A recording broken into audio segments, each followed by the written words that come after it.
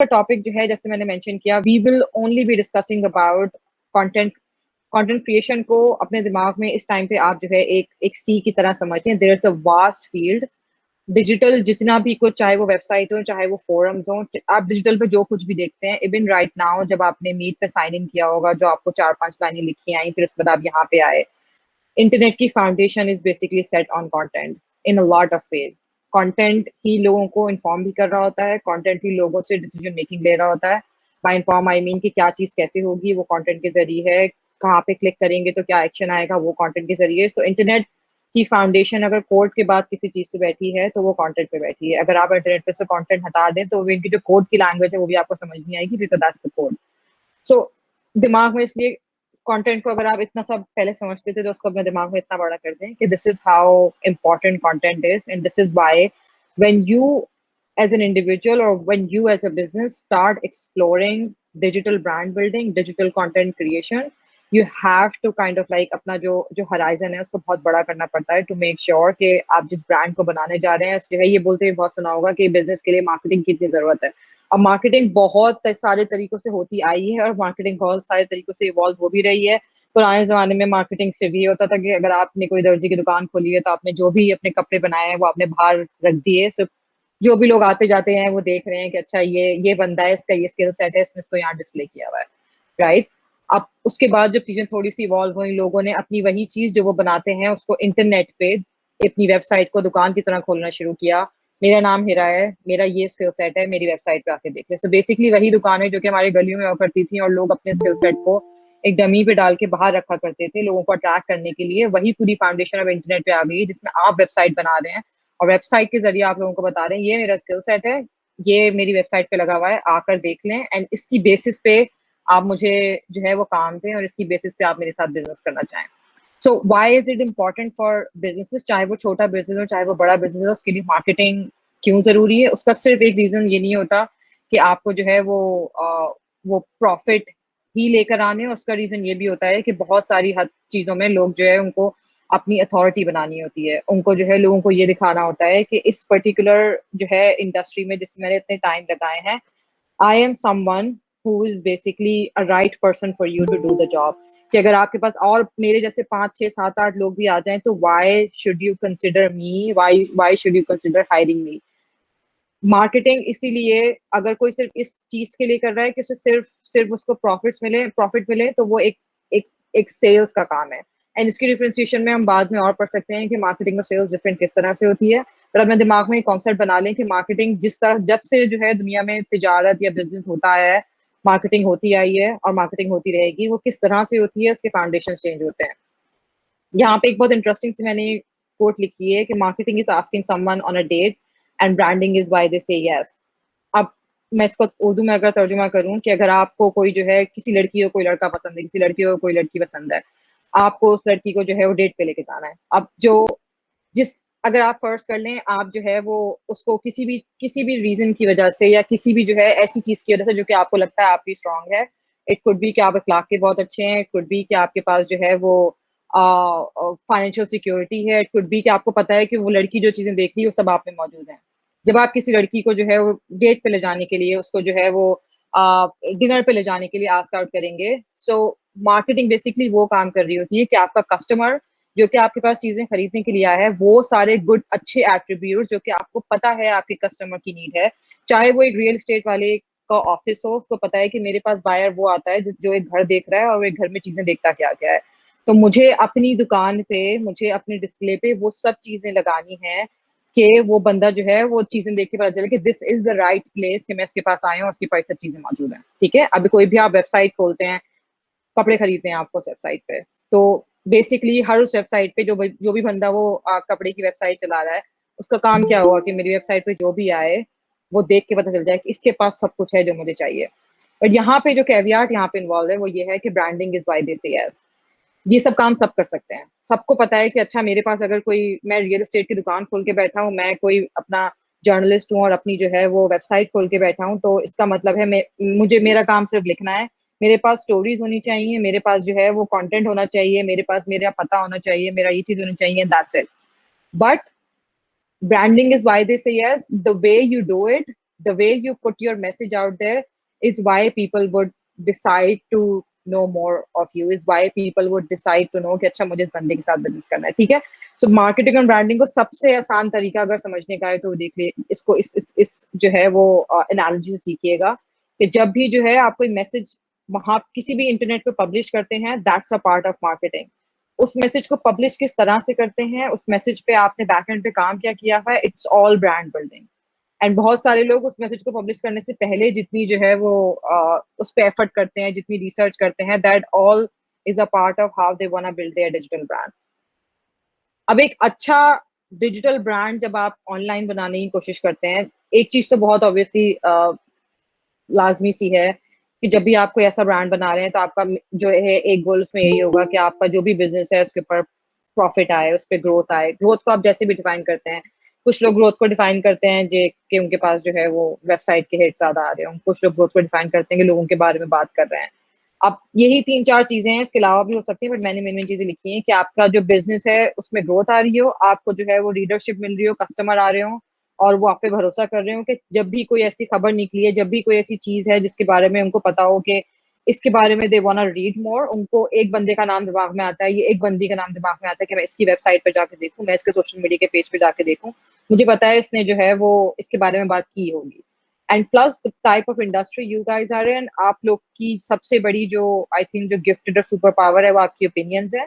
And लोग basically आपकी website पे, लोग आपके सोशल मीडिया पे आते किस लिए, आपकी ओपिनियन जानने की किसी स्पेसिफिक टॉपिक पे, ठीक है। तो एक अच्छा डिजिटल ब्रांड जब आप स्टैब्लिश करेंगे इंटरनेट पे, तो आपकी यही 4-5 उसमें ख्वाहिशें होंगी कि मेरी ग्रोथ बढ़े, जो मेरे रीडर हैं उनका ट्रस्ट बढ़े, एंड ऑल्सो जब वो मेरी मेरी ओपिनियन या मेरी वेबसाइट पे आया करें तो basically they feel good about themselves.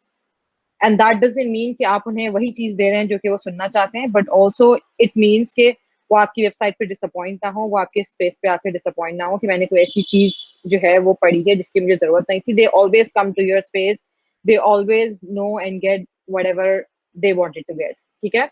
अब ये मैंने शुरू में मार्केटिंग और ब्रांडिंग की जो जो छोटी छोटी डेफिनेशन डाली थी, उसका सबसे बड़ा रीजन यही था कि जब भी हम कंटेंट की बात करते हैं, खास तौर पर जब हम इंटरनेट पे कंटेंट की बात करते हैं, तो वो बहुत ज्यादा रिलाई करता है मार्केटिंग के ऊपर, ब्रांडिंग के ऊपर बहुत ज्यादा, और बहुत हद तक अब रिलाई करता है डिजाइन के ऊपर भी, क्योंकि ग्राफिक्स वगैरह आप जो है वो देखते हैं। इसलिए इट्स वेरी इंपॉर्टेंट कि जब आप किसी भी खासतौर पर कंटेंट इंडस्ट्री में, आपके मार्केटिंग के, ब्रांडिंग के छोटे मोटे कॉन्सेप्ट जो है दिमाग में क्लियर होने चाहिए।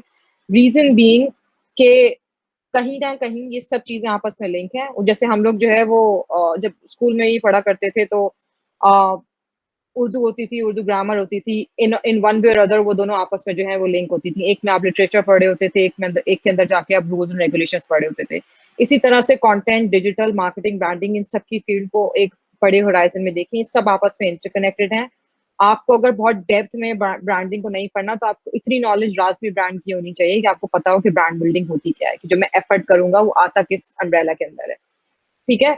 तो आज again coming back to where we started, आप लोग सब जर्नलिस्ट हैं, आप सबके पास एक बहुत इंपॉर्टेंट गिफ्ट मौजूद है, और वो गिफ्ट है बेसिकली आपकी लिखाई और आपकी ओपिनियंस, जिसको आपका गोल ये है कि अब आप जो है वो इंटरनेट को यूज करते हुए अपना एक पर्सनल ब्रांड क्रिएट करें, जिस ब्रांड के जरिए फ्यूचर में आप उससे पूरा बिजनेस बना सकें, ठीक है।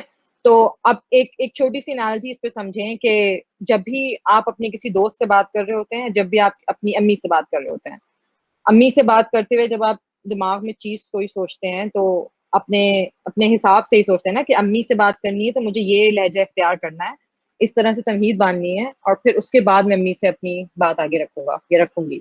और जब आपको दोस्त से बात करनी होती है, आपको पता है कि आप जो है वो कैजुअली बात शुरू करें, आप बहुत जो है वो मजाक के साथ बात शुरू करें, आप जैसे भी हंस के बात शुरू करें, कैसे भी करें, दोस्त के साथ आपका लहजा बिल्कुल डिफरेंट होता है, राइट। तो जब भी आप कोई बात कर रहे होते हैं, सबसे पहला सबकॉन्शियस हमारा दिमाग जो एक एक चीज डिसाइड कर रहा होता है, वो ये कर रहा होता है कि मैं बात कर किससे रहा हूँ, और उस इंसान की बेसिस पे आप अपना जुमला जो है वो तैयार करते हैं। जब आप बड़ों से बात कर रहे होते हैं तो ऑटोमेटिकली आप जो है आपकी टोन में रिस्पेक्ट होती है, जब आप छोटों से बात कर रहे होते हैं तो ऑटोमेटिकली आपके टोन में रोब होता है, दोस्तों से बात कर रहे होते हैं तो ऑटोमेटिकली आपकी टोन बहुत फ्रेंडली होती है। और मैं ये सारी रियल लाइफ एग्जांपल इसलिए दे रही हूँ because it's all connected. Marketing, content, every any concept in this world is not an alien. आप रियल लाइफ से कनेक्ट करें, it all becomes very easy. So जब आप इंटरनेट पे कोई चीज़ पब्लिश कर रहे हैं, जब आप जो है वो अपना ब्लॉग लिख रहे हैं, आर्टिकल लिख रहे हैं, तो जब तक आपको ये नहीं पता होगा कि मैं बात किससे कर रहा हूँ, जब तक आप कभी ज़िंदगी में अपनी टोन नहीं बना पाएँगे, राइट? अगर आपको आपसे कोई एक नॉर्मल उसमें कोई सवाल पूछे, आप लोगों से पूछते हैं ना, बट ये मैं बोल किसको रहा हूँ ताकि मैं उस तरह से जो है अपनी टोन करूँ, इज़्ज़त से बात करूँ, मोहब्बत से बात करूँ। बच्चों से आप जो है मोहब्बत से ज़्यादा बात करते हैं क्योंकि उनको समझ आता है। सो आपकी ऑडियंस की बेसिस पे आपका मैसेज सेट होता है। आपकी ऑडियंस की बेसिस पे ये सेट होता है कि उसको सिखाना क्या है, उसको किस तरह से सिखाना है। सो इसीलिए सबसे इम्पोर्टेंट टॉपिक जो आज के सेशन में जिस पे हम डिस्कशंस जो है वो भी कर सकते हैं, साथ में भी कर सकते हैं, वो है कि हू इज़ योर ऑडियंस, इस पे कितना आपको काम करना है स्पेशली एज़ अ राइटर, क्योंकि जब तक आपकी एज़ अ राइटर आपका मैसेज जब तक you can send across until you figure out कि आपकी ऑडियंस बेसिकली है कौन, और जो आप लिख रहे हैं वो लिख किसके लिए रहे हैं।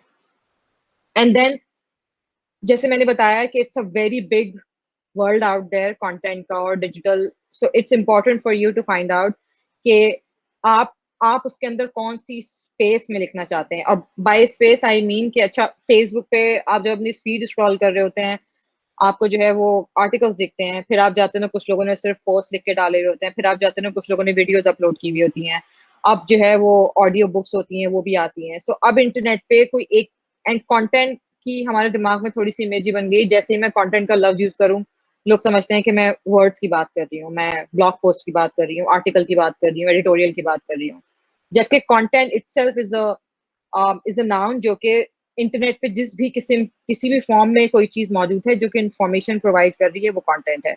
सो एक वीडियो जो आप यूट्यूब पे देखते हैं, दैट्स कंटेंट एज वेल। आप एक ट्विटर पे जो ट्वीट पढ़ते हैं, दैट्स कंटेंट एज वेल। आप इंस्टाग्राम पे जो इमेजेस देख रहे होते हैं, that's a piece of content as well. This is why जो सारे इन्फ्लुएंसर्स हैं वो कंटेंट क्रिएटर्स कहलाते हैं। वो लिखते नहीं है, बट जो भी वो प्रोड्यूस कर रहे हैं वो and result, that's a part of content.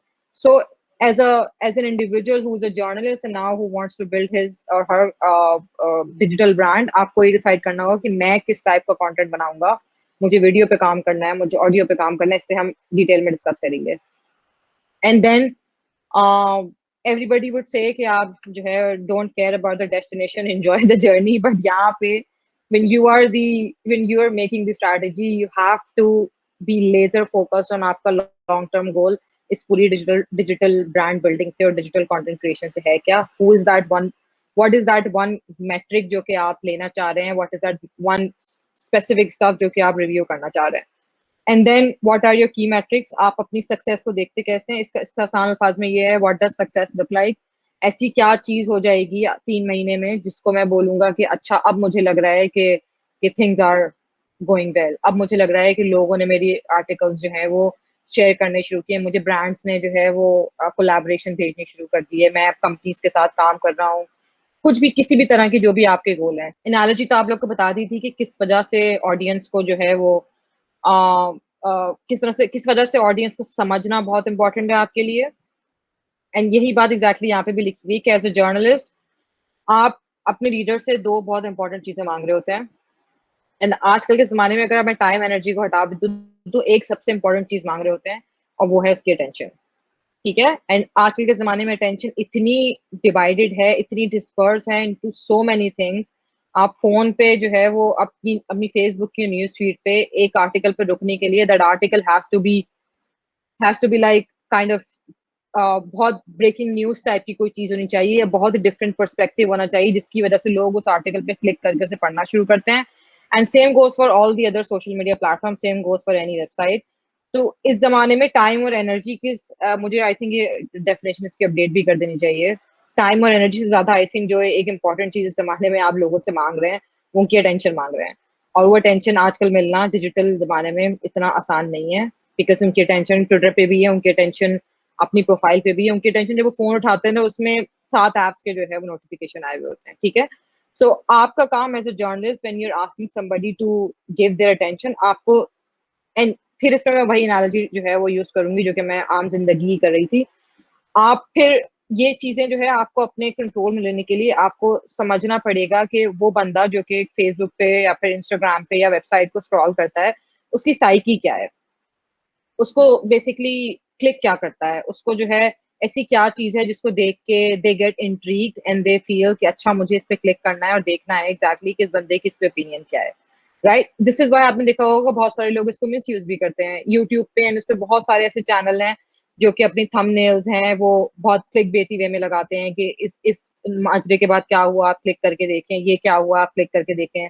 That is all wrong, क्योंकि आप बेसिकली किसी एक बंदे की साइकी नहीं पढ़ रहे। आपको पता है कि मैंने बस एक फियर डाल दिया, एक डर डाल दिया कि ये एक मामला हुआ था, इसमें ये देखें क्या हुआ और आप क्लिक करें और देखें, right.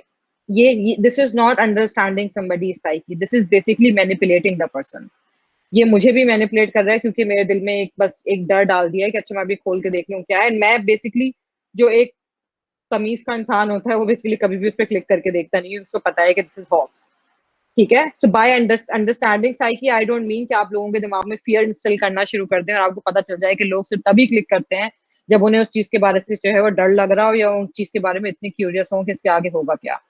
But as a journalist and as an entrepreneur, जब आप जो है किसी जब क्योंकि एक गिव एंड टेक रिलेशनशिप है, राइट। आप किसी बंदे को जो है एक बहुत डिफरेंट पर्सपेक्टिव दे रहे हैं इन योर राइटिंग और आप उससे उसकी अटेंशन मांग रहे हैं, और उस ट्रांजेक्शन में इट इज वेरी इंपॉर्टेंट कि आपको ये पता हो कि मेरी ऑडियंस पढ़ना क्या पसंद करती है और मेरी ऑडियंस जब वो उस पढ़ने के पीछे उनकी मोटिवेशन क्या होती है।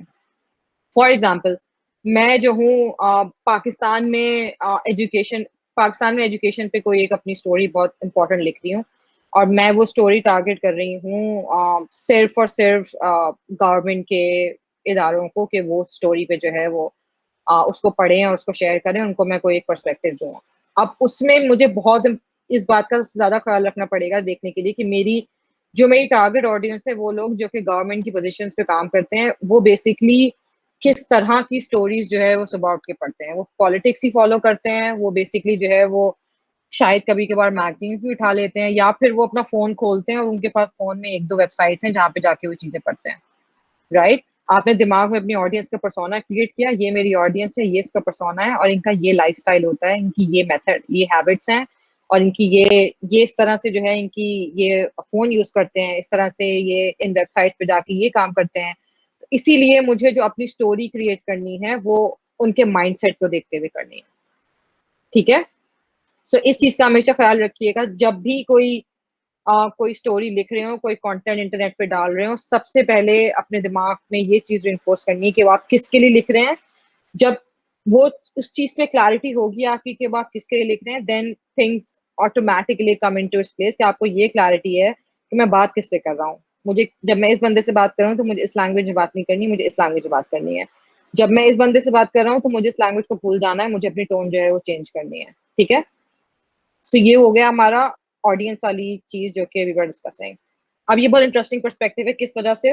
ओके, सो मैंने कंटेंट जो है अपनी स्पेसिफिक ऑडियंस को दिमाग में रखते हुए जो है वो क्रिएट कर लिया। अब मुझे यही नहीं पता कि मेरी ऑडियंस जिन जगहों पे जो है वो मेरे पास आइडियाज नहीं आते कि मेरी ऑडियंस अगर फर्स्ट करें सुबह उठ के अखबार पढ़ती भी है अपने फोन पे, तो मुझे कैसे पता चलेगा कि वो क्या पढ़ना जो है वो पसंद करते हैं, उनकी इंटरेस्ट क्या है, उनकी उनकी बेसिकली जो है वो किस चीज पे उनको नॉलेज लेनी होती है, ठीक है। तो ये छोटा सा फ्रेमवर्क यहाँ पे है। अब फर्स्ट कर लें, मेरी अगर स्टोरी रिवॉल्व करती है 20 से 35 साल की लड़कियां जो कि कराची में रहती हैं और जो है वो फैशन की कोई चीज जो है वो स्किन केयर पे फर्स्ट कर लें। आप जो है आपके लिए अभी एग्जांपल लेते हैं कि आप कोई जर्नलिस्ट हैं जो कि शॉपिंग को और स्किन केयर को और बहुत सारी ऐसी चीजों में जो लड़कियों की प्रॉब्लम्स होती हैं उसको कवर करते हैं, और अब आपको ये समझ नहीं आ रहा कि अच्छा ठीक है मैं ये लिखती तो हूँ, मुझे पता है कि बेसिकली मैं खुद भी लड़की हूँ, मैं मेरी स्किन पे क्या क्या मसले होते हैं, बट मुझे नहीं पता मेरा रीडर जो है वो बेसिकली इन प्रॉब्लम्स को जाके डिस्कस कहाँ पे करता है, क्योंकि असल तो आपको ओपिनियन देनी है ऑन द इश्यूज, राइट। उसके लिए आपको फाइंड करने पड़ेंगे वो प्लेटफॉर्म जहाँ पे लोग जाके उन प्रॉब्लम्स के बारे में बात कर रहे हैं। तो अच्छा ठीक है, मुझे पता चल गया कि ये मसले हैं, केमिकल फ्री प्रोडक्ट्स होनी चाहिए, इसमें ये चीजें इंक्लूड नहीं होनी चाहिए, वो सस्ती होनी चाहिए। बट मुझे नहीं पता आजकल क्या ट्रेंड चल रहा है, मुझे एग्जैक्टली कुछ भी आइडिया नहीं है कि आजकल लड़कियां जो है वो किन किन क्या क्या ऐसी चीजें हैं जो कि किसी प्रोडक्ट में देखना पसंद कर रही हैं, या कोई ऐसी नई चीज आई है जो कि ट्रेंड हो रही है और जिसके बारे में मुझे जो है वो पता करना है, ठीक है। सो आपको सिर्फ एक ये दो चीजें अपने दिमाग में बनानी है।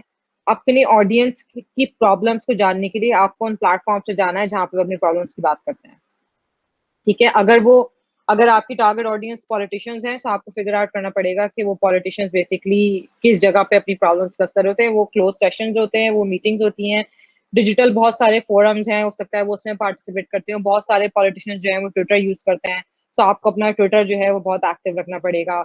अगर आप कोई जर्नलिस्ट हैं जो कि जैसे मैंने बताया जो आप फैशन और उसकी जो है वो बात करती हैं, तो आपको फेसबुक में बहुत सारे लड़कियों के ऐसे ग्रुप हैं जिसपे जो है लड़कियां ये सब चीजें डिस्कस करती हैं, तो आपको बेसिकली वहां जाके इंगेज करना पड़ेगा to see. And this is all understanding your audience, कि आपके ऑडियंस को उस पर्टिकुलर टॉपिक पे उनकी ओपिनियन क्या है, और किस जगह पे जाके आप आइडियाज दे सकते हैं कि आपको पता चले कि एग्जैक्टली मेरी वो बंदा जिससे मैं बात कर रहा हूँ, जिसके लिए मैं कंटेंट लिख रहा हूँ, उसकी प्रॉब्लम्स एक्चुअली हैं क्या। सो ये सारी बात हो गई understanding the audience, and also उस ऑडियंस को समझने के बाद कहाँ पे उस ऑडियंस को आपको ढूंढना है, एंड किस तरह से जो है आपको टैप करना है ऑन दोस क्वेश्चंस जो कि वो लोगों से पूछ रहे हैं, और उनके मेनली इश्यूज क्या है। टाइप्स ऑफ कंटेंट का मैंने शुरू में थोड़ा सा जिक्र किया, और मैंने आपको थोड़ी सी हिंट भी दी कि हमारे दिमाग में जब भी आप कंटेंट की बात करें, सबसे पहले एक ही चीज आ जाती है कि शायद आर्टिकल जो है, या फिर जो न्यूज पीस है, या फिर जो कोई ब्लॉग है, हम उसको कंटेंट कहते हैं। बट इंटरनेट पे एवरी सिंगल पीस जो कि that you are creating to put information out there, that's called content. जिस टाइम पे I think I was growing up, जो 20s का पूरा वो था, उस टाइम पे written content was the thing. हमारे पास ब्लॉग्स होते थे, हमारे पास फोरम्स होते थे, हमारे पास मैक्सिमम आई थिंक जो कोई चीज होती होगी वो, उसके अलावा आई थिंक आई थिंक फोरम्स होते थे और ब्लॉग पोस्ट होते थे, और मैसेंजर्स पे जो हमारे जो इमेजेस वगैरह शेयर हुआ करती थी। उसके अलावा कोई ऐसा कंटेंट लोग एक्टिवली जो है वो क्रिएट नहीं करते थे।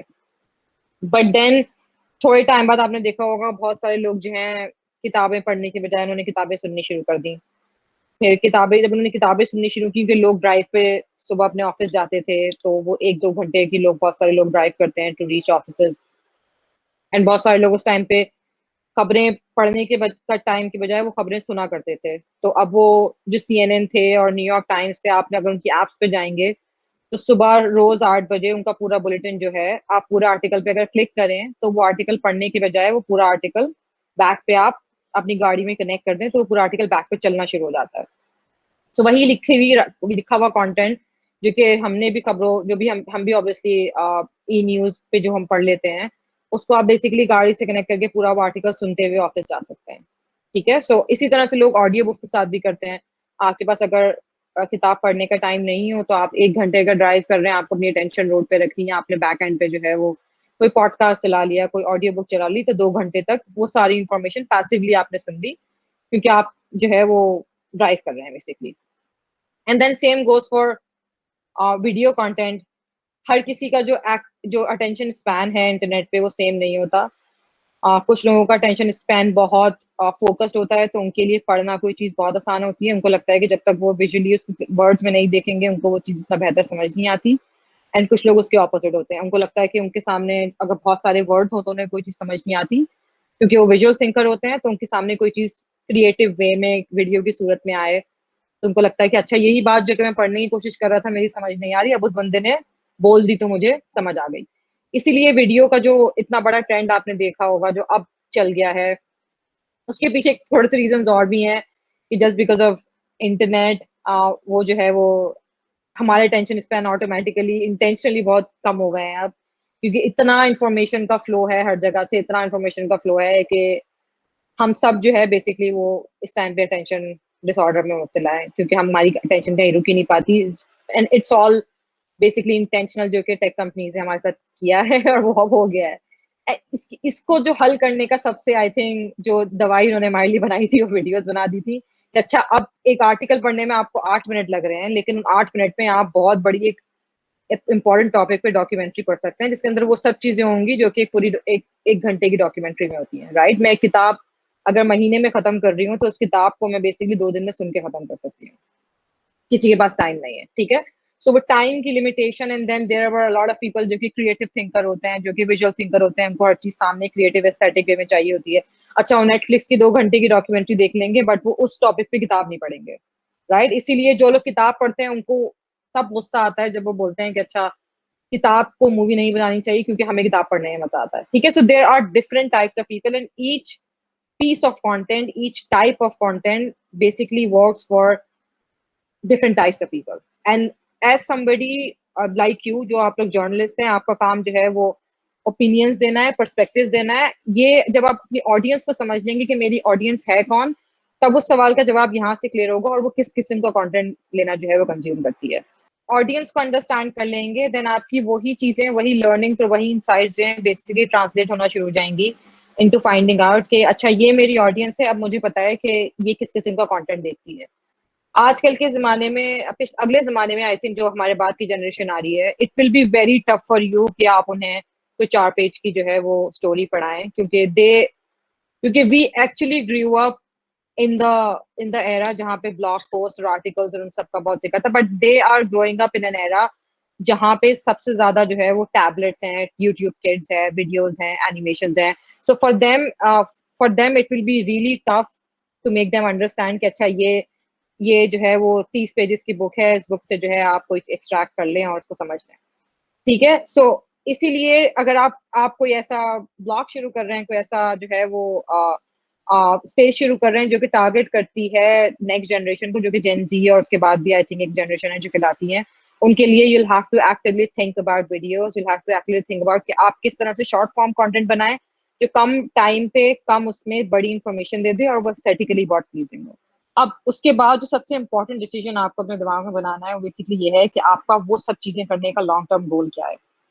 Bye long term goal I don't mean कि every single time you'll start having this discussion you'll have it figured out कि अच्छा मुझे जो है वो पता है कि इसका मेरा जो लॉन्ग टर्म गोल है वो सिर्फ ये है कि लोग मेरी खबरें पढ़ना शुरू करेंगे, मेरे पास बहुत सारे पैसे आ जाएंगे and then I will be successful. Long term goal sometimes जो है आपके बिजनेस की ग्रोथ होती है। लॉन्ग टर्म गोल समटाइम्स सिर्फ ये होता है कि मुझे अभी इस टाइम पे सिर्फ रीडरशिप कमानी है, मुझे सिर्फ अपने रीडर्स को लॉयल करना है कि every single time something they want to read, they'll come to my website, they will come to my social media page and they will eagerly wait कि इसके ऊपर बुशरा की, नुसरत की और जीनत की बेसिकली ओपिनियन होगी क्या।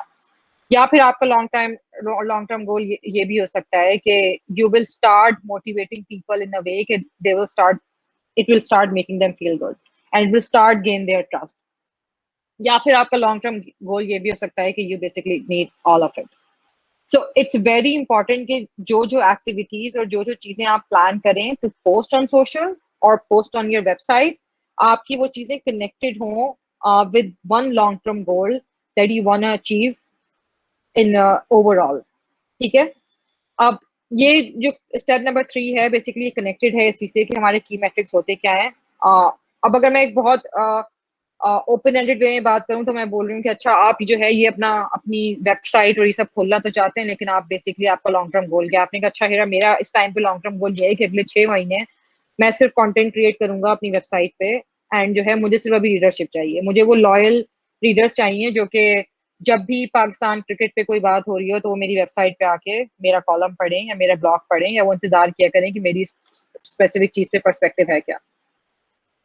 लेकिन अब आपको नहीं पता कि वो मेजर कैसे होता है, वो एग्जैक्टली क्या ऐसी चीज है जो कि आपको बताती है कि आपकी लीडरशिप आपसे लॉयल है, आपकी लीडरशिप जो है वो बढ़ रही है, आपकी लीडरशिप जो है वो दे रियली वाना हेयर मोर फ्रॉम यू। उसके उसके लिए जो आप नंबर्स डिसाइड करते हैं, उसके लिए जो आप फिगर्स डिसाइड करते हैं, वो बेसिकली की मैट्रिक्स कहलाते हैं या फिर की परफॉर्मेंस इंडिकेटर कहलाते हैं। अगर आपने लफ्ज सुना हो केपीआईज का, हमारी इंडस्ट्री में बहुत यूज होता है कि कोई स्पेसिफिक आप टास्क कर रहे हैं तो उसका केपीआई क्या है, एंड हम केपीआईज को ये बोलते हैं कि केपीआईज का ये है कि 6 महीने में इतना ट्रैफिक इंक्रीज हो जाए। अब मैं नीचे 3-4 चीजें लिखी हुई है किस किस तरह से आप की मेट्रिक्स और केपीआईज को अपने डिसाइड कर सकते हैं। कुछ लोग उसको मेजर करते हैं अपने वेबसाइट के ट्रैफिक पे कि अगर मैं हर महीने जो है वो 5 कॉलम्स अपनी वेबसाइट पे डाल रही हूँ या डाल रहा हूँ और अच्छे हैं, या फिर मैं हर हर दिन की एक छोटी मोटा ब्लॉग डाल रही हूँ, हर 30 दिन पे मैं इसको मेजर करूंगी कि मेरी वेबसाइट पे ट्रैफिक कितना आया है एंड देन उसको इवेल्युएट करूंगी over the period of 6 months कि उसमें कितना इंक्रीज आ रहा है। एंड अब टेक्नोलॉजी के जरिए आप ये सब पता लगा सकते हैं एनालिटिक्स में बैक एंड पे अपनी वेबसाइट पे कि आपके कौन से रीडर ने कौन से आर्टिकल को पढ़ा, कितनी देर के लिए पढ़ा और किन किन लिंक्स पे क्लिक किया और कितनी देर में वो पेज छोड़ के वो चला गया। अब ये सब चीजें क्यों इंपॉर्टेंट है? ये सब चीजें आपको बेसिकली आपकी लर्निंग के लिए इंपॉर्टेंट है, जिससे आपको पता चलता है कि अच्छा, अगर मैंने जो है ये कोई एक क्रिकेट पे स्टोरी डाली थी 7 जून को और इस पे जो है मेरे पास 2000 व्यूअर्स आए, बट ये 2000 व्यूअर्स आए तो लेकिन मेरे पेज का एक टर्म होती है एनालिटिक्स में जिसको हम बाउंस रेट कहते हैं। बाउंस रेट का मतलब ये है कि मैंने गूगल खोला और बिना कुछ सर्च किए 2 सेकंड में बंद कर दिया। ये बेसिकली मैंने पेज बंद कर दिया, which means I bounced on the website. तो जब भी आप वेबसाइट की परफॉर्मेंस मेजर कर रहे होते हैं तो हमारी इंडस्ट्री में इसका बोला जाता है कि आपकी वेबसाइट का जो बाउंस रेट है वो कम से कम हो। इसका मतलब जो भी बंदा आपकी वेबसाइट पे आ रहा है वो टाइम लगा रहा है, वेबसाइट को देख रहा है, वो चीजें एक्सप्लोर कर रहा है। तो अब ये सोचें कि उस वेबसाइट पे जो है आपका ट्रैफिक आ रहा है। देखिए, मैंने 7 जून को एक आर्टिकल पोस्ट किया था और वो आर्टिकल पोस्ट करने के बाद जो है मैंने देखा कि इस पे 3000 लोग आए तो थे, बट उसका बाउंस रेट जो है वो 85% है।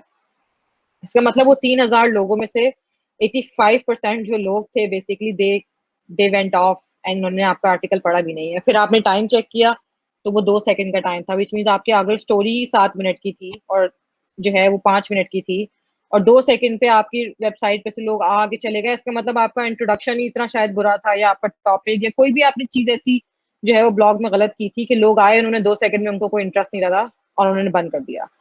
ठीक है, तो ये सब चीजें हैं जो जिनको आप इवैल्यूएट जो है वो करना शुरू करते हैं व्हेन आप अपनी वेबसाइट पे काम कर रहे हैं कि लोग किस किस लिंक पे क्लिक कर रहे हैं, लोग कौन सी ऐसी स्टोरी है जो कि पिछले 6 महीने में सबसे ज्यादा व्यूज इस पे आए हैं, और अगर वो व्यूज आए हैं तो वो आए कहाँ से हैं। किसी ने फेसबुक पे शेयर किया था, कोई मेरे गूगल से आ रहा है, गूगल से आ रहा है तो मैंने कौन से कीवर्ड ऐसे लगाए थे जिन कीवर्ड से आ रहा है। ठीक है, सो एंड अब आप अगर इसको थोड़ा सा रेट्रोस्पेक्ट में एक स्टेप बैक लेते हैं और शुरू से देखते हैं जहां से हम बात कर रहे थे अपनी ऑडियंस को अंडरस्टैंड करने की। ये सब चीजें इस टाइम पे आप सब जो है प्लानिंग फेज में कर रहे हैं कि मुझे ये डिसाइड करना है कि मेरी ऑडियंस कौन है, मुझे ये डिसाइड करना है कि वो ऑडियंस जो है किस किस्म का कंटेंट पसंद करती है ताकि मैं उसी कंटेंट पे काम करूं। फिर ये डिसाइड करना है कि मैं इससे अचीव क्या करना चाह रहा हूँ। अच्छा, मुझे अपने इंस्टाग्राम पे साल के आखिर में जो है वो कम से कम जो है 5000 फॉलोअर्स चाहिए, ये भी की मैट्रिक हो सकता है। या फिर मुझे जो है वो ऐसी ब्रांड पोजीशनिंग बनानी है अपनी कि जब भी क्रिकेट में जब भी जो है वो क्लाइमेट पे बात हो रही हो तो एक जर्नलिस्ट का नाम आए और वो मेरा हो। एंड ये वाला सबसे ट्रिकी होता है बिकॉज इसको आप मेजर नहीं कर सकते, ये बहुत वर्ड ऑफ माउथ से चलता है। बाकी टेक्नोलॉजी प्लेटफॉर्म पे जो हो रहा है वो सब मेजर हो सकता है। सोशल मीडिया पे आपको फॉलोअर काउंट के जरिए, एंगेजमेंट के जरिए, कमेंट के जरिए पता चल रहा होता है। नंबर ऑफ कोलैबोरेशन में ब्रांड्स आपको रीच आउट कर सकते हैं, कंपनीज आपको रीच आउट कर सकती हैं, आप अपना इन्फ्लुएंस बढ़ा सकते हैं।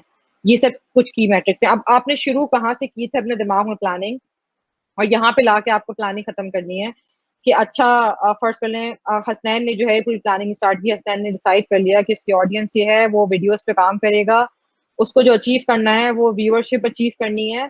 एंड देन वो मेजर उसको इस तरह से करेगा कि उसके पॉडकास्ट पे या उसके ऑडियो इंटरव्यू पे कितने लोगों ने सुना है। ये हसनैन का जो है वो की मैट्रिक हो गया मेजर करने के लिए। ठीक है, अब ये पूरा प्लान हसनैन के पास तैयार है फॉर द नेक्स्ट 6 मंथ्स, किस तरह से उसको जो है अपने ब्रांड बिल्डिंग पे काम करना है। अच्छा, अब यहाँ पे एक 7 स्टेप का प्रोसेस लिखा हुआ है, बट जो मैंने नसीम को जवाब दिया, there is no right and wrong formula to this process. हर बंदे का क्रिएटिव प्रोसेस अलग होता है। अगर आप किसी पेंटर से पूछें कि वो पेंट कैसे करना शुरू करता है तो वो कभी नहीं बताएगा कि मैं उठता हूँ, मैं ये पेंट इस तरह से करता हूँ, ये पहले मिलाता हूँ, इसको ये करता हूँ, फिर एक पिक्चर तैयार हो जाती है, राइट। कोई भी आपको प्रोसेस नहीं बताएगा।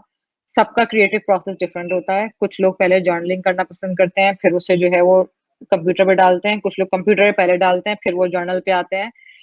सो इसका आपका क्रिएटिव प्रोसेस का कुछ प्रोसेस नहीं है, वो जो आपके लिए सही चलता है आप वो इस्तेमाल करेंगे। बट जब आप इंटरनेट पे और डिजिटली बात कर रहे होते हैं तो कुछ रूल सेट हैं, जो कि रूल्स बेसिकली अगर आप सर्च इंजन की बात करें, जो कि सर्च इंजन इसको प्रेफर करता है कि अगर आपने इन रूल्स को फॉलो किया हुआ होगा तो आपका आर्टिकल, आपका ब्लॉग, आपकी राइटिंग जो है basically it will set on a level, जो कि लेवल सबका सेट हुआ हुआ है। तो ये जो प्रोसेस आपने लिखा हुआ है बेसिकली प्रोसेस जो है वो एक तरीके से आपके कंटेंट को एल्गोरिदम फ्रेंडली बनाएगा और उसको उन रूल्स पे पूरा उतारेगा। बट जो आपका क्रिएटिव प्रोसेस है लिखने का, वो जो भी आपका है, आप दरख्त के नीचे बैठ के लिखना पसंद करते हैं, आप रात को सो के उठ के आप जो है लिखना पसंद करते हैं, सुबह उठ के लिखना पसंद करते हैं, that's totally up to you. ठीक है, तो उसका कोई प्रोसेस नहीं है। सो सबसे पहली चीज टाइटल और टाइटल ब्लॉक है। यही वही टिप दूंगी जो कि पहले दे रही थी, अवॉइड एनी क्लिकबेटी आर्टिकल्स। अगर आपके आर्टिकल ने कोई चीज कंक्लूड नहीं की है किसी चीज के बारे में तो अपने जुमले में उसको कंक्लूड ना कराएं। कभी भी अगर जो है आपकी किसी स्टोरी में या किसी पीस में ऐसा ऐसा महसूस होता है किसी रीडर को कि इसके अंदर उस चीज का जवाब मौजूद है और वो नहीं है, then it is basically misleading your reader. तो हमेशा अपने टाइटल और टाइटल ब्लॉक पे इस तरह से काम करें कि it seems legit, it seems authentic. And also उसका एक वर्ड काउंट भी होता है। आई थिंक आपका जो टाइटल है on digital, it shouldn't exceed 60 characters. Let me characters. So 50 to 60 characters is basically, जब आप गूगल पे कोई भी आर्टिकल नाम लिख के सर्च करते हैं, जो आपके पास सर्च रिजल्ट्स शुरू होते हैं उसमें जो हेडिंग दिख रही होती है वो बेसिकली सर्च रिजल्ट्स में 50 से 60 कैरेक्टर्स ही देख सकते हैं। तो जब भी कोई अपनी डिजिटल पे आप काम कर रहे हैं, अखबार में तो आई नो आपके पास अखबार में भी आई थिंक ये होता है कि इससे बड़ी हेडलाइन नहीं होनी चाहिए, बट डिजिटली इन सब चीजों के रूल्स थोड़े डिफरेंट होते हैं। टाइटल के जो डिस्क्रिप्शन आपको दिख रही होती है वो, एंड जो कीवर्ड्स होते हैं, बल्कि मैं आपको एक सेकंड स्क्रीन स्टॉप करके एक चीज दिखा देती हूँ। सो मैंने अभी यहाँ पे एक चीज शेयर की है, डिजिटल कंटेंट क्रिएशन, ये मेरा कीवर्ड था। अगर मैं इसको स्क्रॉल करूंगी तो जो आपको ये दिख रहा है यहाँ पे, what is digital content creation, मैं इस हेडिंग की बात कर रही हूँ। अब इस ब्लॉग ने जो अपना टाइटल इस टाइम पे यूज किया हुआ है, वो टाइटल बेसिकली 50 to 60 कैरेक्टर से बड़ा है। दिस इज वाई आप उसको पूरा नहीं पढ़ पा रहे, राइट? बट जो नीचे हब स्पॉट ने किया हुआ है ये कैरेक्टर वाइज बिल्कुल सही है, तो आपको पूरा पता चल रहा है कि इस ब्लॉग का नाम क्या है। ठीक है, तो जब मैं टाइटल की बात कर रही हूँ तो मैं ये बात कर रही हूँ। एंड जब आप डिजिटली कोई भी अपना पीस लिख रहे होते हैं, खासतौर पर जो गूगल पे या आपकी वेबसाइट पे पब्लिश होगा, फेसबुक और सोशल मीडिया तो डिफरेंट स्टोरी, मैं भी सिर्फ वेबसाइट की बात कर रही हूँ। वेबसाइट पे पब्लिश होगा तो आपको इन सब चीजों का ख्याल रखना पड़ेगा कि आपका जो कंटेंट है वो सर्च रिजल्ट्स में कटे नहीं, जो उसका पूरा वर्ड है, पूरा नाम है, वो जो है वो शो हो। फिर उसके बाद आते हैं हम composition and use of keywords and text. अब जब भी not sorry social media, Google पे या फिर किसी और सर्च इंजन पे आपको कोई चीज सर्च करनी होती है, तो आप कोई स्पेसिफिक कीवर्ड्स यूज करते हैं। अगर आपको ये सर्च करना है कि वेदर इन कराची, तो ये बेसिकली वेदर इन कराची जब आप गूगल पे लिखते हैं, सो दैट्स अ कीवर्ड। जब भी आप वेदर इन कराची पे कोई न्यूज लिख रहे होंगे तो आपको ये मेक श्योर करना होगा कि आप गूगल को ये कीवर्ड्स के जरिए बता रहे हो कि मेरी स्टोरी के अंदर वेदर इन कराची की बात हुई हुई है, क्योंकि पीछे कोई इंसान नहीं बैठा है जो आपका कॉन्टेक्स्ट बहुत इजीली पढ़ लेगा। उसको जो है इन्हीं टैग्स के जरिए सर्च इंजन को ये हेल्प मिलती है टू अंडरस्टैंड कि what your story is all about और किस चीज पे उसको रैंक करना है। तो अगर आप वेदर इन कराची के बारे में लिख रहे हैं तो आपको कीवर्ड्स के जरिए अपने टेक्स्ट में वो कीवर्ड्स डालने पड़ते हैं, so that when search engine is reading your content, उसको पता हो कि इस कंटेंट में वेदर इन कराची के बारे में बात हो रही है। ठीक है, अब आते हैं overview and easy text scanning. इस पे जो मैं आप लोग को बिजनेस इंसाइडर की जो है आ, वो दे रही थी एग्जाम्पल। बिजनेस इंसाइडर ने इस पे बहुत अच्छा काम किया है। वो रिसेंटली उन्होंने अपने ब्लॉग्स पे जो है वो ऊपर समरी दिखाना शुरू की। अभी बुशरा ने हमें एग्जाम्पल दी थी कि कहाँ किस तरह से डिजिटली जो है वो अब लोगों को टेक्स्ट स्किम थ्रू करने की बहुत आदत है, जिसमें व्हाट दे डू कि जब भी किसी टॉपिक के बारे में पढ़ रहे होते हैं, सो उनको बुलेट पॉइंट्स में, छोटे पैराग्राफ्स में, और बहुत जो है वो इजी टू अंडरस्टैंड लैंग्वेज में होता है जो कि कॉन्वर्जेशनल हो, ताकि अगर वो पूरा ब्लॉग नहीं भी पढ़ रहे and they just want take the important part out of it, when they are scrolling through the page, they understand कि अच्छा इस ब्लॉग के अंदर या इस आर्टिकल के अंदर ये बात हुई हुई है। जो बिजनेस साइडर की मैं आपको एग्जांपल दे रही थी वो मैं दिखा देती हूँ। सो जल्दी से देख लेते हैं, इससे पहले दे गिव द पॉपअप। मैं इसकी बात कर रही हूँ। सो जो साइट पे इनका ये सेक्शन आता है जिसमें दे गिव यू लाइक अ छोटी सी समरी यहाँ पे, एंड अगर किसी को आगे पढ़ना हो, so what they can do is they go head and they read more. So this is a very good. यहाँ पे भी देखें, यहाँ पे अपनी समरी देते हैं, 4 बुलेट पॉइंट से बता देते हैं कि आर्टिकल में है क्या, एंड देन आर्टिकल में नीचे भी जो है 2 से 3 वर्ड से ज्यादा जो है वो बड़ा पैराग्राफ नहीं होता। And this is there digital का वर्जन। अब नीचे multi media text editing, again आपको कोई जो है वो कोड डालनी हो, कहीं से ट्वीट को एम्बेड करनी हो, आपने किसी का फेसबुक का पोस्ट जो है वो कोट किया है, तो अब जो है वो हर ट्विटर पे, फेसबुक पे, हर जगह जो है आपको एम्बेड कोड मिलता है, जिसको आप अपने आर्टिकल के अंदर लगा सकते हैं। इसी वजह से आपने देखा होगा बहुत आर्टिकल्स में जैसी कोई ऐसी चीज होती है जिस पर ट्विटर पर बहुत ज्यादा बात हो रही होती है, तो स्टोरीज निकलती हैं और उस पर लोगों की ट्वीट्स जो है वो कोट हुई हुई होती हैं, तो वो स्क्रीनशॉट्स नहीं होते बेसिकली। जब आप ट्विटर पे जाते हैं तो एम्बेड कोड मौजूद होता है, तो अगर आप वो एम्बेड करना चाहें तो वो कर सकते हैं। एंड वो सब चीजें बेसिकली आपके काइंड ऑफ लाइक आर्टिकल को एक रिच बना देती हैं, एक इमर्सिव आर्टिकल बना देती हैं instead of just plain text code. ठीक है, and then links in the text and linking technique. 2 किस्म के लिंक्स आप अपने आर्टिकल्स में यूज करते हैं, एक इनबाउंड लिंक कहलाती है, एक जो है वो आउटबाउंड लिंक कहलाती है। इनबाउंड लिंक यही होती है कि अगर आपने पहले कभी क्लाइमेट पे कोई स्टोरी लिखी हुई है और दोबारा आप क्लाइमेट पे कोई स्टोरी डाल रहे हैं, तो आप अपने रीडर को भेज सकते हैं कि if they are interested they can read the previous story that you wrote. And वो बेसिकली अगर लिंक जो है वो आप ही की वेबसाइट पे जारी हो, जो आपने दी है, तो that's called an inbound link, क्योंकि दोनों जो पेजेस हैं वो आपके अपने हैं।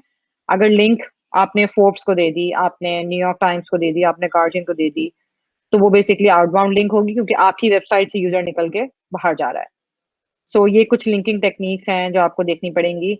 एंड कुछ जो है वो जनरली हाइपर लिंक्स होती हैं। आपने कोई ऐसी डेफिनेशन, कोई ऐसा टॉपिक जिक्र किया है जिसके बारे में आर्टिकल में बात नहीं हो रही, बट यू अंडरस्टैंड कि आपके रीडर को हो सकता है कि उसके बारे में इतनी नॉलेज ना हो, तो आप विकिपीडिया के लिंक डाल सकते हैं, आप किसी और रिसर्च के लिंक डाल सकते हैं। तो ये सब चीजें बेसिकली आपको आपके आर्टिकल को ये सब चीजें आपके लिए अखबार में करना बहुत मुश्किल होता है, क्योंकि उसके में आप एंड नहीं बता सकते थे कि आपने ये चीज कहाँ से ली है। बट डिजिटली ये सारे टूल्स अवेलेबल इसीलिए हैं कि जितना आसान आप अपने टेक्स्ट को बना सकते हैं और जितना इमर्सिव बना सकते हैं, जितना टेक्निकल बना सकते हैं, उतना ही किसी बंदे के लिए अपनी अटेंशन को क्योंकि मेरे लिए this would be very annoying कि मैं कोई ऐसा स्टैट्स पढ़ रही हूँ जो कि आपने कोट किया हुआ है कि एमआईटी में कभी पब्लिश हुआ था, उसका रिजल्ट ये था, और मैं उस रिसर्च पे जाके देख भी ना सकूं कि वो हुआ भी था या नहीं हुआ था। राइट? तो अगर आपने एमआईटी का कोई टेक्स्ट का कोई रिसर्च का कोई टेक्स्ट कोट कर दिया है, कोई स्टार्ट कोट कर दिया है, सो मेरे लिए इट इज वेरी इंपॉर्टेंट कि आपने वो रिसर्च वहां लिंक की हुई हो।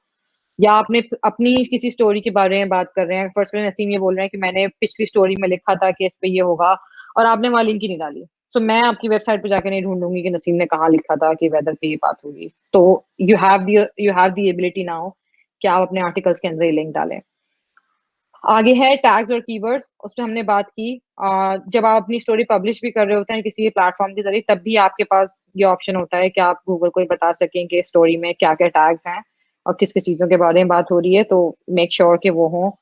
And then text optimization. और टेक्स्ट ऑप्टिमाइजेशन की एक चीज़ ये भी आती है कि जब आप जो है वो गूगल पे कोई भी स्टोरी सर्च करते हैं, तो टेक्स्ट के अलावा नीचे छोटा सा स्निपेट भी आ रहा होता है, तो आपको ये मेक श्योर करना होता है कि आप वो स्निपेट जो है वो यूजर फ्रेंडली लिखें, वो स्निपेट जो है उसके अंदर आपके कीवर्ड्स मौजूद हों, तो आपका टेक्स्ट जो है वो ओवरऑल हर चीज के लिए, हर डिवाइस के लिए, हर सर्च इंजन के लिए ऑप्टिमाइज्ड हो। ठीक है। एक चीज का आज के जमाने में और ख्याल रखना पड़ता है कि आपका जो जो ब्लॉग पोस्ट वेबसाइट पे अगर आप डाल रहे हैं या कोई स्टोरी लिख रहे हैं, तो बेसिकली हर बंदा अलग अलग डिवाइसेस पे उसको एक्सेस करता है। कुछ लोग अपने डेस्कटॉप पे देख रहे होते हैं, कुछ लैपटॉप पे देख रहे होते हैं, कुछ के पास टैबलेट्स होते हैं, और हर मोबाइल की स्क्रीन साइजेस डिफरेंट होती हैं। तो कोई भी आप इमेज ऐसी लगा रहे हैं जो इमेज रिस्पॉन्सिव नहीं है, जो इमेज कंप्रेस नहीं हो सकती, तो जब भी कोई आप को जो है वो मोबाइल फोन पे आपकी स्टोरी पढ़ने की कोशिश करेगा, तो पूरी जगह वो इमेज ले लेगी। तो ये छोटी छोटी चीजें कुछ ऐसी होती हैं जिनको थोड़ा सा सीखना पड़ेगा। एंड ये कोई भी ऐसी चीज इसमें ऐसी मुश्किल नहीं है जो आप सीख नहीं सकते। अगर आप जो भी वर्डप्रेस यूज कर रहे हैं, मीडियम यूज कर रहे हैं, तो बहुत सारे प्लेटफॉर्म ऐसे हैं जिन्होंने ये चीजें खुद ही अपने उसमें दी हुई हैं, तो आपको कोई एक्सटर्नल इसमें हेल्प नहीं लेनी पड़ती। बट ये सब चीजें कुछ ऐसी हैं जिनके बारे में नॉलेज होनी चाहिए, क्योंकि आर्टिकल पब्लिश इसके बिना भी हो जाएगा। देयर इज नो हार्म, आप ये सब नहीं भी करेंगे, सिर्फ एक पीस लिख के डाल देंगे, पब्लिश तब भी हो जाएगा।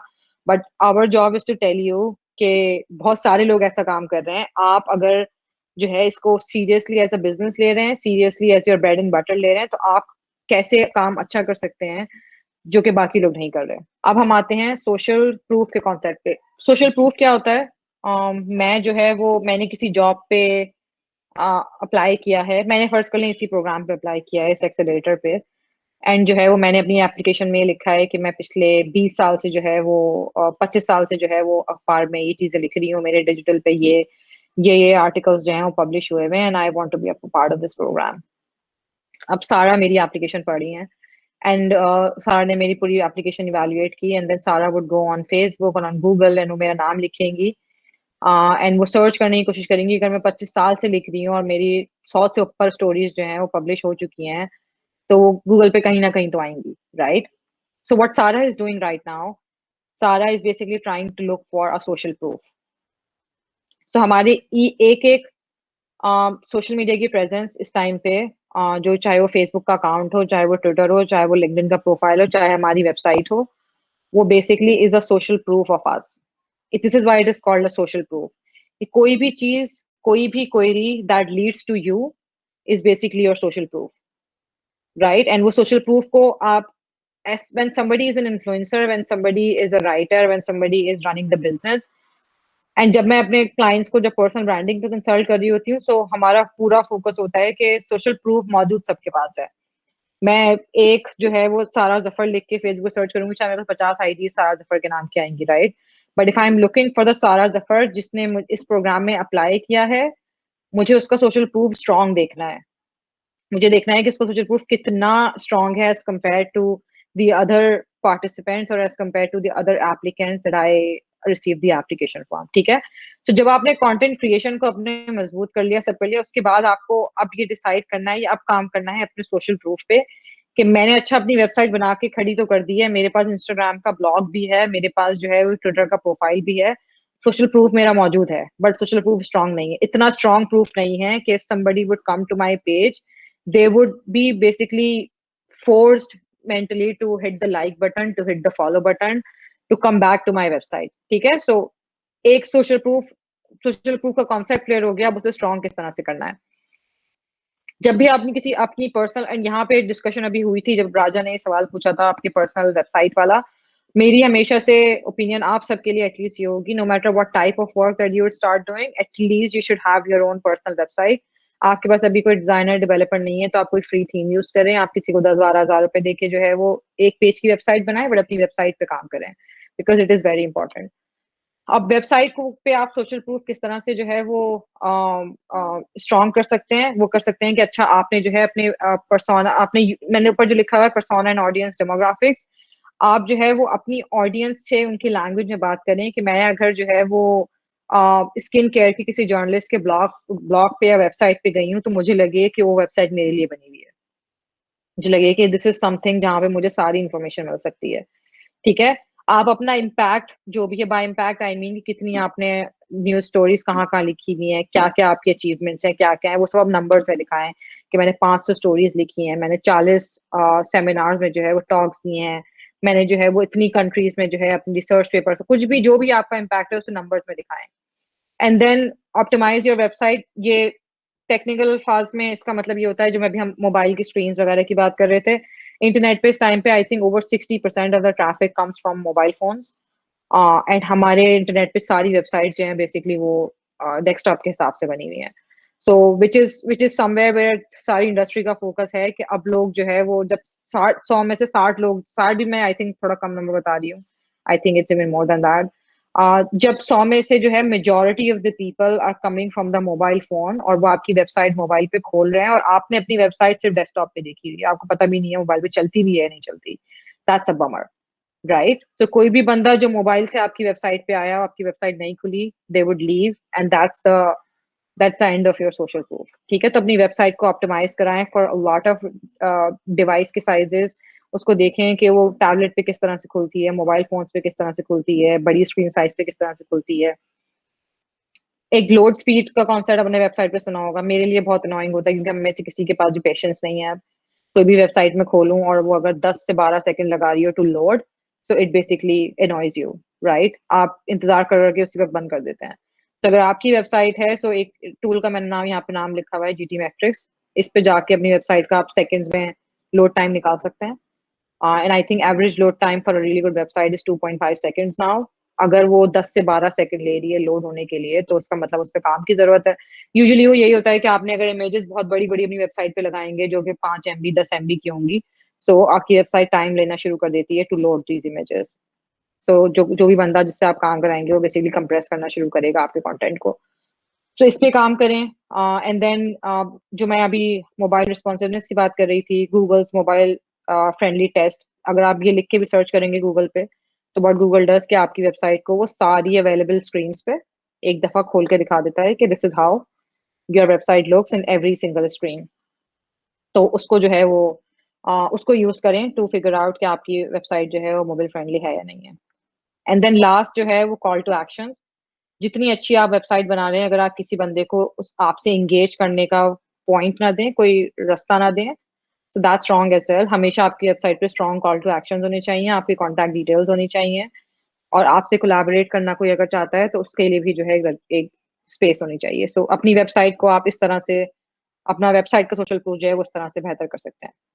जब सोशल मीडिया पे हमारा कल का पूरा दिन डेडिकेटेड है फॉर ईच स्पेसिफिक प्लेटफॉर्म, तो मैं इस पे बहुत ज़्यादा बात नहीं करूँगी because I really want all of you कि आप अपना टाइम उस पे सोशल मीडिया पे जो है वो कल लगाएँ। सोशल मीडिया पे अगर आपको अपना सोशल प्रूफ स्ट्रॉन्ग करना है तो अगेन फिर इस पे कल डिटेल में बात होगी, बट हमेशा वो प्लेटफॉर्म यूज़ करें that works well with your persona and that works well with your audience persona. And also जो आपने टाइप ऑफ कंटेंट वहाँ चूज़ किया था, जब भी हम बात कर रहे थे, वो किस प्लेटफॉर्म पे बेहतर चलता है। वीडियोज़ का अगर आपने ज़िक्र किया था कि वीडियोज़ वर्क बेटर और आप वीडियोज़ जा के ट्विटर पे डाल रहे हैं, that's not going to work. वो वीडियोज़ डाल के आप जाके आप यूट्यूब पे डाल रहे हैं, so that's going to work. Videos जाके आप इंस्टाग्राम पे डाल रहे हैं, so that's going to work. ठीक है? सो सोशल मीडिया का ये हो गया। अब आते हैं बिल्ड ए कंटेंट मशीन। इसका कोई कॉन्सेप्ट नहीं है, कंटेंट मशीन का ही मैंने नाम दिया था, अब उसको सर्च नहीं कर लिया है गूगल पे। सो कंटेंट मशीन जो मैंने अभी जब पिछली स्लाइड में मैं आपको इनबाउंड और आउटबाउंड लिंक का डिफरेंस बता रही थी, ये उसी से कॉन्सेप्ट निकला हुआ है कि आप अपनी कंटेंट मशीन कैसे बना सकते हैं। दो किस्म की उस पे फोकस करना है, इनबाउंड पे और आउटबाउंड पे। इनबाउंड सारी वो चीजें होती हैं जो कि आपकी वेबसाइट जो है वो लोगों को इन्फॉर्मेशन पहुंचा रही है, ब्लॉग्स की सूरत में, वेब कंटेंट की सूरत में, सोशल कंटेंट की सूरत में, या आप लोगों की ईमेल्स में उनको अगर न्यूज़लेटर भेजते हैं। आउटबाउंड वो सारी चीजें होती हैं जो कि डिफरेंट वेबसाइट से आपकी तरफ आ रही हो, जैसे किसी मीडिया पब्लिकेशन ने आपको टैग किया या आपकी स्टोरी पब्लिश हुई वहां पे, किसी पब्लिकेशन में आपका रिसर्च पेपर सबमिट हो गया है, कुछ भी हो गया, वहां से लिंक आपको मिली, कहीं भी आप पॉडकास्ट में एज अ जो है वो गेस्ट गए थे, उन लोगों ने आपकी वेबसाइट लिंक कर दी, कहीं भी आपने इंटरव्यू दिया था आपकी वेबसाइट, तो कोई भी लिंक किसी एक्सटर्नल मीडियम से आपकी तरफ आ रही हो, so that's an outbound content. And कोई भी कंटेंट जो कि आपकी वेबसाइट से डिफरेंट जगह जा रहा है वो इनबाउंड कंटेंट है। सो अगर आप इनबाउंड और आउटबाउंड पे इक्वल एफर्ट दे के कंसिस्टेंटली कंटेंट क्रिएट कर रहे हैं और उस पर एफर्ट पुट इन कर रहे हैं, so आपकी content machine would be really strong. क्योंकि अगर आप सिर्फ इनबाउंड पे फोकस करेंगे, which means there is a lot of information that you are putting out there, but Google also values website जिसके ऊपर लिंक्स जो है वो एक्सटर्नली अच्छी वेबसाइट से आ रही हो। सो फॉर एग्जाम्पल, मैं अगर जर्नलिस्ट हूँ और मेरी वेबसाइट hirasite.com है, और जो है मुझे जो है एक्सप्रेस ट्रिब्यून ने किसी भी आर्टिकल में लिंक कर दिया है, so that's a hint to Google कि दिस गर्ल हिरा सईद जिसकी वेबसाइट ये है, उसको एक्नॉलेज किया है एक्सप्रेस ट्रिब्यून ने कि that's the authentic website of this person, right. So जो भी आउटबाउंड लिंक्स आपकी वेबसाइट पे आ रही होती हैं वो बेसिकली सर्च इंजन को ये हिंट्स दे रही होती हैं कि आपकी वेबसाइट जो है वो ऑथेंटिक है, इट्स द करेक्ट वेबसाइट, ये इस बंदे को रिप्रेजेंट करती है। सो जितना टाइम इनबाउंड पे सोचने में लगा रहे हैं, उतना ही टाइम आउटबाउंड पे भी लगाएं कि अच्छा आप बहुत अच्छी अच्छी स्टोरीज अपनी वेबसाइट पे डाल रहे हैं, बट आपके पास कोई भी जो है इंटरव्यू नहीं है जो किसी ने आपका किया हो, आप किसी किसी अपने फेलो जर्नलिस्ट को रीच आउट करें और उनको बोलें कि मुझे कोलैबोरेशन करनी है। दोनों एक दूसरे का जो है वो इंटरव्यू अपनी अपनी वेबसाइट पे डालते हैं, तुम मेरी वेबसाइट को लिंक करना, मैं तुम्हारी वेबसाइट को लिंक करूंगा एंड पोस्टेड, उसकी वेबसाइट से आपको लिंक मिलेगी, आपकी वेबसाइट से उसको लिंक मिलेगी। अच्छा। सो डिस्ट्रीब्यूशन किस तरह से कर सकते हैं अपने पीसीस की, एक तो सिंपल ऑर्गेनिक कि आप अपनी वेबसाइट पे स्टोरीज पब्लिश कर रहे हैं, that's basically you distributing your content. But obviously internet पे all the big social media websites, they work on monetization strategies। वो बेसिकली जो है वो चली एड्स पे नहीं है, सो ऑब्वियसली जब वो एड्स पे चलती हैं, so they give you the opportunities to distribute ads के जरिए अपनी अपनी जो स्टोरीज हैं वो डिस्ट्रीब्यूट कर सकते हैं। आप सोशल मीडिया पे एड्स चला सकते हैं, फेसबुक पे, ट्विटर पे, लिंक्डइन पे, हर जगह जो है वो एड्स मौजूद हैं। एंड अब आप लोकल करेंसी में से पे भी कर सकते हैं, तो अगर आपने कोई ऐसी स्टोरी डाली है जो कि आपको लग रहा है can be reach to multiple people, आप पेड एड्स को यूज करें और उसके जरिए अपनी स्टोरी डिस्ट्रीब्यूट करें। आप जो ऐसे लोग जो कि सिमिलर नीश में, सिमिलर इंडस्ट्री में काम कर रहे हैं, दे have a stronger social proof, आप उनके साथ स्ट्रेटेजिक पार्टनरशिप्स में आए और उनको जो है वो क्रॉस शेयरिंग करेंगे, अच्छा मैं आपका ब्लॉग पोस्ट शेयर करूंगा, आप मेरा जो है आर्टिकल अपनी वेबसाइट पे शेयर कर दें। ईमेल फनल्स का कॉन्सेप्ट थोड़ा सा आई थिंक इन डेप्थ है, बट मैं थोड़ा सा टच करूंगी कि जैसे अखबारों में आपके पास जो है और मैगजीन्स में जो कि ट्रेडिशनल वे ऑफ मीडिया था, उसके अंदर देयर वाज नो फीडबैक कि कौन आपकी स्टोरी पढ़ रहा है, कौन आपकी स्टोरी हर रोज हर हफ्ते पढ़ना चाहता है। उसका कोई वे नहीं था ये जज करने के लिए कि अगर कहीं कराची में कोई एक लड़की बैठी हुई जो है वो हर हफ्ते इंतजार करती है मेरा एडिटोरियल पढ़ने का, तो मुझे ये कैसे पता चलेगा। डिजिटली ये बहुत पॉसिबल है कि एवरी सिंगल टाइम आप अपनी वेबसाइट पे कोई स्टोरी डालें, आप लोगों को के लिए न्यूज़लेटर बना सकते हैं, आप उनको उनकी ईमेल एड्रेसेस ले सकते हैं, आप उनको ये बोलें कि हर हफ्ते जब मैं कोई स्टोरी लिखूंगा तो मैं वेबसाइट पे डालते ही मेरी वेबसाइट से आपको ईमेल आ जाएगी, तो आप पहली बंदी होंगी, आप पहला बंदा होंगे जिसको ये स्टोरी पढ़ने को मिलेगी। तो इस तरह से आप ईमेल के फनल्स बनाते हैं, जिसमें आप जो है लोगों की ईमेल ईमेल एड्रेस इस बंदे का लेने का मतलब है कि आपने उसका बेसिकली इंटरनेट का पता ले लिया, राइट। सो वो एक आपका फैन जो कि हर हफ्ते इंतजार करता था अब मैगजीन आने का कि वो आपकी स्टोरी पढ़े, अब उसके ईमेल पे जैसे ही आप स्टोरी पब्लिश करते हो सबसे पहले जाती है। एंड कल को गूगल बंद हो जाए, फेसबुक बंद हो जाए, वो email address basically will always be with you, और उस ईमेल एड्रेस पे आप जो है वो पार्टनरशिप इनिशिएट कर सकते हैं। आपके पास बेसिकली अब उस बंदे की साइड सॉर्ट ऑफ लाइक की है, जिस तरह से आप उससे रीटारगेट कर सकते हैं, स्टोरीज भेज सकते हैं, फीडबैक ले सकते हैं। सो इस ईमेल फनल का कॉन्सेप्ट और थोड़ा सा डिटेल्ड है, but that's very of topic, तो मैंने सिर्फ उसका जब भी कॉन्सेप्चुअली जिक्र किया है यहाँ पे। And then the last step, जब ये सब चीजों पे काम करें, हमेशा audit and review your own content. हर 6 महीने पे, हर 3 महीने पे इस चीज पे लाजमी काम करें कि कौन सा ऐसा पीस ऑफ कंटेंट मैंने लिखा था जिसमें सबसे ज्यादा ट्रैफिक आया था। इसको मैं थोड़ा सा टच किया था पीछे, बट एंड ये टाइमलाइन आपको डिसाइड कर लेते हैं, कर सकते हैं कि 3 महीने पे करना है कि 6 महीने पे करना है। बट अगर आपको डिजिटल स्पेस में सबसे जो है आई थिंक सबसे इंटरेस्टिंग चीज जो मुझे लगती है वो excess to date of data का लगता है, क्योंकि ट्रेडिशनल चीजों में डेटा और एनालिटिक्स मौजूद नहीं होते थे। जो गया वो गया, जो छप गया वो छप गया। अब शारा फैसल पे होर्डिंग लगा है, आपको नहीं पता, आपको ये नंबर पता है कि शारा फैसल पे दिन में कितने लोग जो है गुजरते हैं, बट आपको ये नहीं पता कि वो देखते हैं या नहीं देखते, राइट। बट इंटरनेट पे ये सब पॉसिबल है। आपने कोई एड चलाया हुआ है, कितने लोगों ने देखा, कितने लोगों ने क्लिक किया, सब कुछ मौजूद है। सो इस चीज का ख्याल रखना कि वो उस डेटा को आप यूज कैसे कर रहे हैं अपने फायदे के लिए, वो बहुत इंपॉर्टेंट है।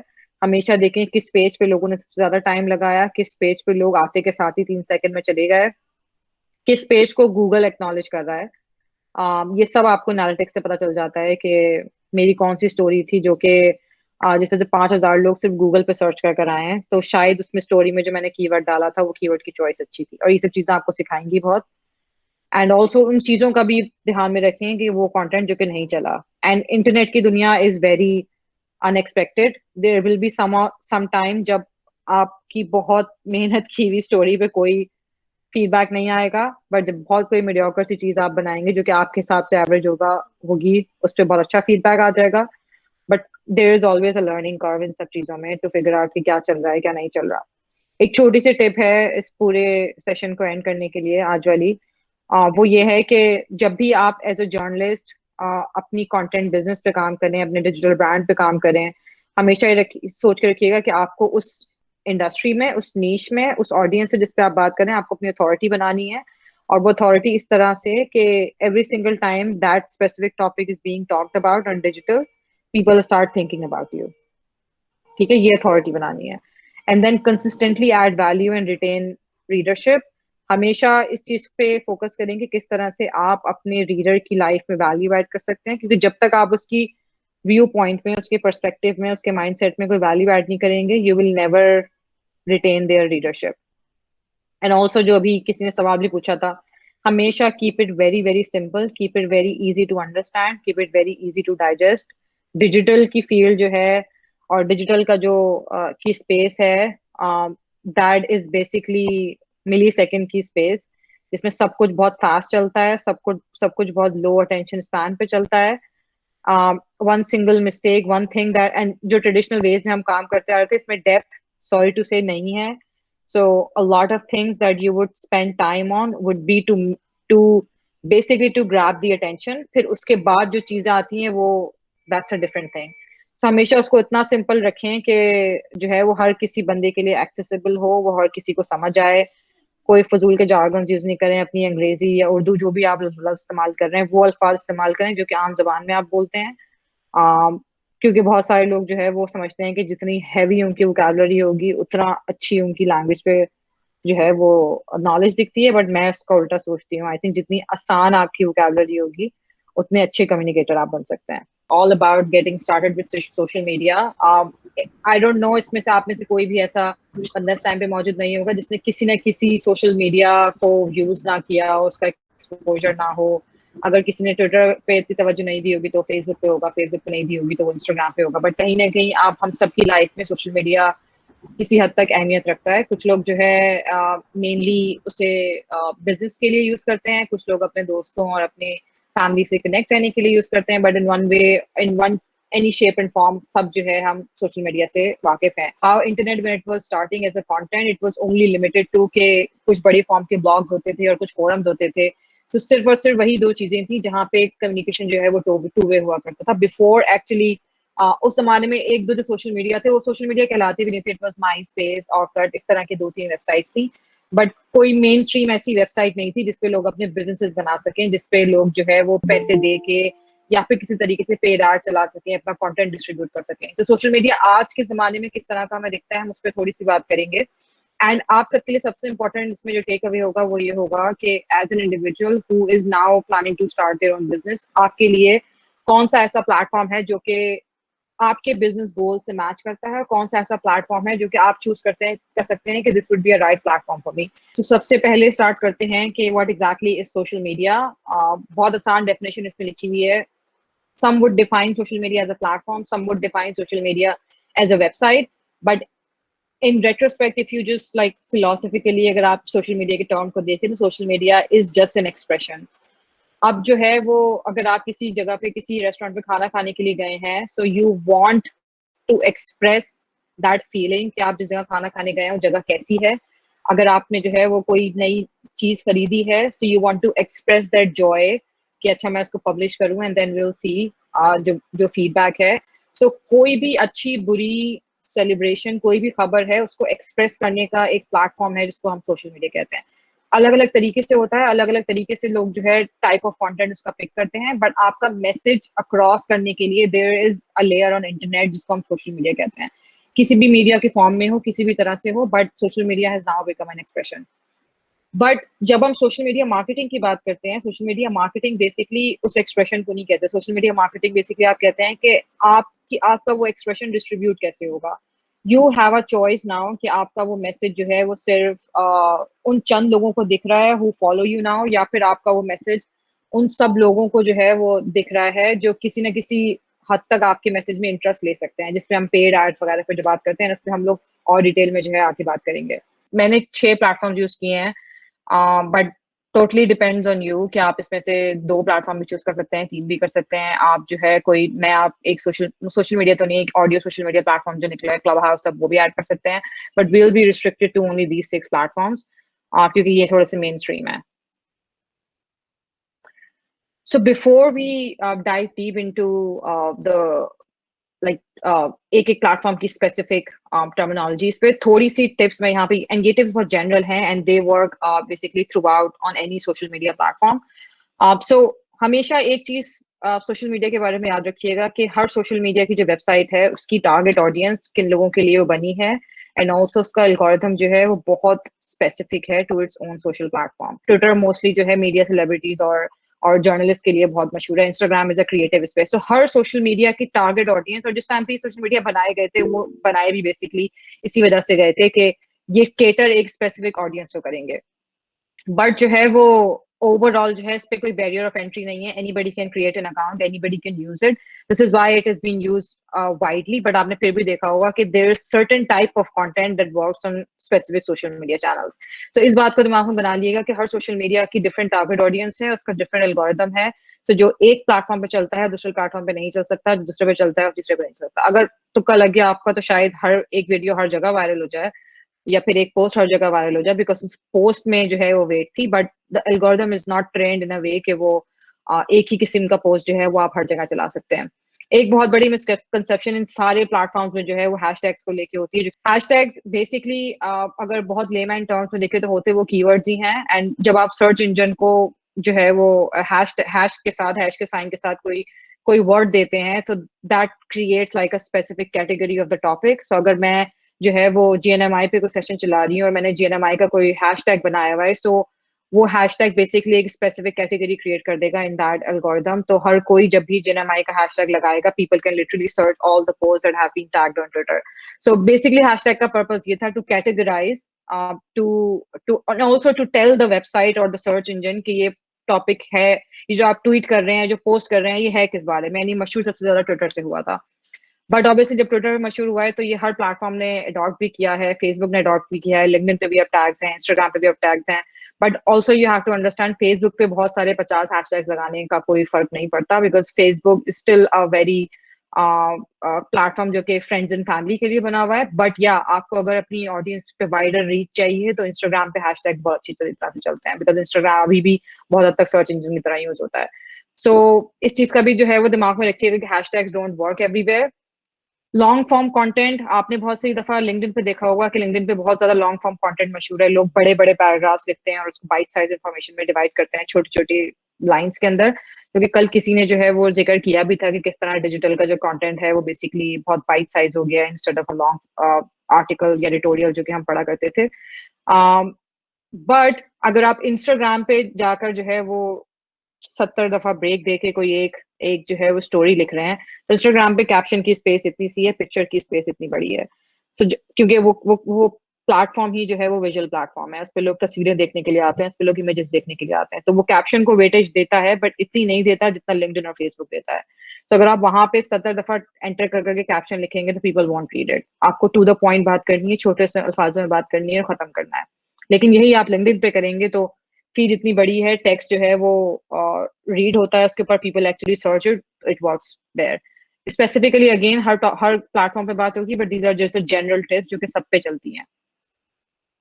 अगेन बहुत सारे लोग ये भी ये समझते हैं कि जब वो किसी अपना पेज चला रहे हैं, किसी ब्रांड का या किसी कंपनी का पेज चला रहे हैं, so they have to give a lot of weightage to कि वो कितना क्रिएटिवली डिजाइन हुआ है। But most of the times जो जनरल ऑडियंस, मासेस की जो ऑडियंस है, स्पेशली जो पाकिस्तान में मासेस की ऑडियंस है, वो डिजाइन को उतनी तवज्जो नहीं देती, क्योंकि उनका एक नॉर्मल बंदे का डिजाइन सेंस और एक ऐसा बंदा जो कि यूआई यूएक्स या डिजाइन की इंडस्ट्री में जो है वो काफी साल से काम कर रहा है, उसका दोनों का डिजाइन सेंस बहुत डिफरेंट होगा। सो अगर आपका जो मेन काम है that is content, to create content, focus on content instead of focusing a lot on design. Yes, अगर आपका काम ही जो है वो डिजाइन की इंडस्ट्री को कवर करना है, देन आपका मेन फोकस डिजाइन होना चाहिए, क्योंकि that's what you represent, right. एक और कोई भी प्लेटफॉर्म हो, हमेशा जो है वो डाइजेस्टेबल कंटेंट पे फोकस करना चाहिए। नो मैटर उस डाइजेस्टेबल कंटेंट, जो छोटा कंटेंट है, उसके पीछे आपने कोई बड़ा प्लग लगाया हुआ हो, बट वो छोटा कंटेंट जो है वो अटेंशन ग्रैब करने के लिए जो है वो बहुत अच्छा होता है। अब आते हैं सबसे बड़े प्लेटफॉर्म की तरफ, जो कि फेसबुक है। Facebook tomorrow decides to form its own country, it will have more than 2 billion people. So अगर मैप पे कल को फेसबुक नाम की कंट्री होगी तो इसमें इतने लोग हैं कि ये पूरी एक मुल्क बन सकता है। Everybody knows about it. When we were growing up उस टाइम पे फेसबुक, आई थिंक मैंने तो शायद कॉलेज में यूज करना शुरू किया था, बट उस टाइम पे सिर्फ ऑकवर्ड हुआ करता था। बट नाउ द जनरेशन जो हमारे बाद वाली आ रही है, they basically are growing up listing that there is a platform called Facebook. उन्होंने शायद इसकी ग्रोथ नहीं देखी है, हम सब ने देखी है कैसे टाइमलाइन से फीड पे पता नहीं प्लेटफॉर्म कहाँ से कहाँ निकला है। एंड जितनी दफा से ये फेसबुक जो है वो इवॉल्व हुआ है into a very different product, उतनी दफा जो है फेसबुक का एल्गोरिदम भी जो है ऑब्वियसली वो शिफ्ट करते हैं। एंड वो एल्गोरिदम शिफ्ट हो रहा होता है बेसिकली ट्रेंड्स की बेसिस पे। While we were growing up, जो नेक्स्ट बिग थिंग थी वो सबको इमेजेस दिखती थी, क्योंकि हमारे पास जो नोकिया के फोन्स होते थे उसमें कैमरे इतने अच्छे नहीं होते थे, तो जो जो वॉर थी वो स्मार्टफोन की चल रही थी। वो बेसिकली अच्छे से अच्छा स्मार्टफोन निकालने पे थी, फिर उससे अच्छा स्मार्टफोन निकलता था तो उसमें कैमरा अच्छा होता था, फिर जो कैमरा अच्छा होता था people started taking a lot of pictures, and then उन पिक्चर्स को अपलोड करने के लिए they needed a platform. And all social media channels at that time were basically experimenting on how they can provide people a platform to post really good pictures. हम लोग जो है वो जैसे जैसे जो है वो ऑब्वियसली स्मार्टफोन्स जो है वो अपडेट होते गए, फिर अब जो है वो अच्छा कैमरा बहुत कम लोगों की प्रायोरिटी बना, क्योंकि हर फोन में अच्छा कैमरा है, हर फोन तकरीबन इतनी डिसेंट तस्वीरें लेता है कि वो पोस्ट हो सकती हैं। सो जिस तरह से इस साइड पे टेक्नोलॉजी इवॉल्व हो रही थी, इसी तरह से अगर आप थोड़ा सा फेसबुक का एवोल्यूशन देखें तो वो भी इसी तरह से हो रहा था। When platform started, it was basically, it became a place for people to share their pictures. It became a place for people to stay connected with other their friends and family. And then now जब Facebook ने देखा कि अच्छा अब pictures बहुत हो गई हैं, अब जो सारा फोकस है वो वीडियो की तरफ आ रहा है, क्योंकि लोग इतने बेसब्रे हो गए हैं कि उनको जो है वो बहुत तेज इंफॉर्मेशन चाहिए, तो फेसबुक ने जो है वीडियो को पुश करना शुरू किया। ना आप सबने आई थिंक वो फेस देखा होगा फेसबुक का, जिसमें every single post that you see after 1 or 2 post on your feed, they were videos. So Facebook जिस किस्म का प्लेटफॉर्म है, उसमें इस चीज का हमेशा ध्यान में रखिएगा कि it works on the trends. अगर फेसबुक आपकी फीड पे कोई ऐसी चीज पुश करना शुरू कर रहा है, अगर और इसमें ऑब्जर्वेशन लिया करें अपनी फीड से, आप खुद से, कि अगर फेसबुक आपकी फीड पे कोई ऐसी चीज पुश कर रहा है जो कि आप खुद देखने में लग रही है कि अच्छा मोस्टली मेरे पास आजकल सिर्फ वीडियोस आ रही है, मोस्टली मेरे पास आजकल इस तरह के पोस्ट आ रहे हैं, then that's the type of content that works on Facebook. And Facebook algorithm basically works on engagement. जो पहले फीड थी वो इस तरह से सॉर्ट हुई रहती थी कि कोई भी नया पोस्ट आए तो वो आपकी फीड पे आ जाए। अब फीड इस तरह से सॉर्ट होती है कि कोई भी पोस्ट जिसपे बहुत ज्यादा कमेंट्स आ रहे हो, जो बहुत ज्यादा लोग जिसपे एंगेज कर रहे हो, फेसबुक वो आपकी फीड पे जो है वो थ्रो करेगा। तो अगर आपको फेसबुक की स्पेसिफिक स्ट्रैटेजी बनानी हो तो आप फेसबुक पे कंटेंट का टाइप जो रखें वो बिल्कुल जनरल रखें, and always target the type of content that can drive more engagement.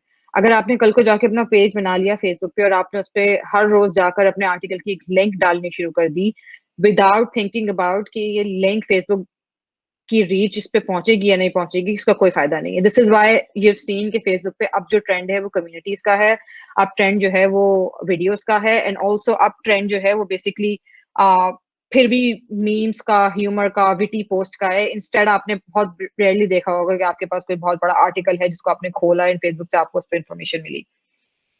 यही चीजें मैंने यहाँ पे भी लिखी हैं कि फेसबुक आइडियल किस चीज के लिए। फेसबुक आइडियल है अगर आपको अपनी कम्युनिटी बनानी हो। आपने भी बहुत सारे लोगों ने जो है बहुत स्पेसिफिक स्पेसिफिक वर्ड यूज किए थे when you are giving me introduction. किसी ने कहा कि वो जो है वो बच्चों के लिए काम करता है, किसी ने बोला कि वो वुमेन की फाइनेंशियल इंक्लूजन और एंटरप्रेन्योरशिप पे काम करता है, कुछ लोगों ने आई थिंक जो है वो क्लाइमेट की भी बात की थी किसी एक ने। सो ये जो आप लोग स्पेसिफिक लफ्ज लफ्जों का जिक्र कर रहे थे, और जिसपे ऑब्वियसली आपकी बायलाइंस भी होंगी जिसके बारे में आप लिखते भी होंगे। आ, जब आप कम्युनिटी की बात करते हैं तो community basically is an effort to bring together all of those people who believe in the same mission. बहुत सारी फेसबुक की कम्युनिटीज हैं जो मशहूर हैं। There is a community for for girls जो सोल सिस्टर पाकिस्तान मशहूर है। There is a community for tech geeks जो कि मैं चलाती हूँ, टेक गीक्स पाकिस्तान के नाम से है। There is a community for new moms, there is a community for guys only, there is a lot of like exclusive places जहाँ पे डिस्कशन हो रही होती हैं। सो अगर आपका आइडिया या अगर आपकी स्पेस इस तरह की है जिसमें there is a lot of discussion required और वो बहुत एक्सक्लूसिव है, Facebook is an ideal place to build your own community. And किसी एक्स्ट्रा प्लेटफॉर्म पे आपको जाने की जरूरत नहीं है। एंड कम्युनिटी बिल्डिंग का सबसे सबसे इंपॉर्टेंट इंग्रेडिएंट जो होता है वो ये होता है कि आपको कम्युनिटी को सिर्फ 2 साल तक धक्का देना होता है, एंड जब वो चल जाए तो फिर it's the people who start running it, right. So जितने भी फोरम्स हम लोग बचपन में इंटरनेट पे यूज किया करते थे, वो फोरम सिर्फ एक प्लेटफॉर्म होता था जिसने दो लोगों को जो कि एक जैसा सोचते हैं या एक जैसे सवाल है जिनके पास, उनको मिला दिया होता था और लोग वहां पे आके बातें करते थे। So why can that platform be you? It's just 5 minute लगते हैं फेसबुक पे कम्युनिटी बनाने में। So if you want to use Facebook, it's an ideal place to build your own community. It's an ideal place to build your own social proof. Also, Facebook is a place जहाँ पे आपको feedback बहुत जल्दी मिलता है, response बहुत जल्दी मिलता है। चाहे जो है वो आपको कोई audience से जो है opinion लेनी हो, कोई भी खबर हो, कुछ भी हो, Facebook इन पाकिस्तान में, मैं जब वेस्ट में रहती थी तो मुझे इस चीज का रियलाइज हुआ था कि आउटसाइड पाकिस्तान फेसबुक की कोई इतनी कदर नहीं करता, बट पाकिस्तान में अभी भी फेसबुक बहुत ज्यादा चला जाता है क्योंकि एक तरीके से मासेस का प्लेटफॉर्म है वो। एंड फेसबुक पे वायरल कंटेंट ऑब्वियसली जो मीम्स हैं वो बहुत चलते हैं। So that's if that's your jam then Facebook can be a good place for you. अब आते हैं लिंक्डइन पे। लिंक्डइन, एंड मैं भी सिर्फ पाकिस्तान के कॉन्टेक्स्ट में बात कर रही हूँ। पाकिस्तान में हमने लिंक्डइन को अभी तक जो है उस तरह से यूज ही नहीं किया जिस तरह से लिंक्डइन बाकी जगहों पे, बाकी मुल्कों में यूज होता है। If I would call it, LinkedIn is still a gold mine जो कि हमारे मुल्क में अभी तक एक्सप्लोर सही से हुआ नहीं है। लिंक्डइन पे किस तरह से आप अपना अपना जो है वो इन्फ्लुएंस बना सकते हैं लिंक्डइन। और जिस टाइम से लिंक्डइन को माइक्रोसॉफ्ट ने एक्वायर किया है उसके बाद से the platform itself has grown so much. उस पे अभी भी सारे प्लेटफॉर्म में से जो है कोई भी जनरली जो है वो रीच जो है वो पैसे दिए बिना नहीं आती except for LinkedIn. LinkedIn is still the only platform जहाँ पे अगर आपका कंटेंट अच्छा है, it's resonating with people, the algorithm starts pushing it further. So LinkedIn पे किस किस्म का content works better, it's long form text, it's photos अपनी जो आपके हैं, किस किस्म का कंटेंट लिंक्डइन पे चलता है। Again it's a professional networking site, so anything related to professional, वहां पे आप जाकर जो है वो कोट्स या रिलीजियस पोस्ट या पॉलिटिकल पोस्ट नहीं डालते। And still a lot of people make this mistake. Obviously अगर आप जर्नलिस्ट हैं और आप लिखते हैं पॉलिटिक्स के बारे में, that's a different game. But अगर आप का उससे कोई लेना देना नहीं है, then LinkedIn is a professional network। आप LinkedIn पे professional the industry that you represent, the work that you do, आप उसे शोकेस करते हैं। एंड जैसे मैंने बताया कि सो फार LinkedIn is the only platform that I have observed जिसका एल्गोरिदम जो है अभी भी रेलेवेंसी पे चलता है। If your post is relevant, if it is resonating with people, the algorithm literally starts pushing it further, unlike a lot of other social media platform जहाँ पे जब तक आप एड्स पेड एड्स नहीं चलाएं आपका कंटेंट कहीं पहुंचता नहीं है। So who should use it? अगर मैंने यहाँ पे लिखा हुआ है कंपनी स्पेशली B2B, लिंक्डइन का के जो नेविगेटर्स हैं वो काफी सारे हैं। इनका एक सेल्स नेविगेटर है, इनका एक रिक्रूटमेंट का नेविगेटर है। सो अगर आप स्पेसिफिकली किसी ऐसी इंडस्ट्री में हैं जिसमें सेल्स या फिर जो है वो रिक्रूटमेंट वगैरह की बात होती है, तो लिंक्डइन के अलग अलग उसमें कुछ वेरिएंट्स हैं that you can easily use. और अगर आप बिजनेस टू बिजनेस काम करते हैं, so that's another really good way to use LinkedIn. अब किस वजह से किस चीज के लिए जो है लिंक्डइन आइडियल है? ऑब्वियसली अगर आपको जो है अपने रिक्रूटमेंट के एड्स चलाने हैं, आपको अपनी टीम में कोई जो है वो बंदा या बंदी ऐड करनी है, it's the best platform to. Because लोग लिंक्डइन किस इंटेंशन से आते हैं, वो या तो जो है वो कोई कंपनीज के बारे में पढ़ने के लिए आते हैं, उन पे कुछ चेक रखने के लिए आते हैं कि वहां कोई वैकेंसी निकली है नहीं निकली, या फिर जो है वो they just wanna scroll their feed to see what everybody is up to professionally. So LinkedIn को आप यूज कर सकते हैं for your recruitment add.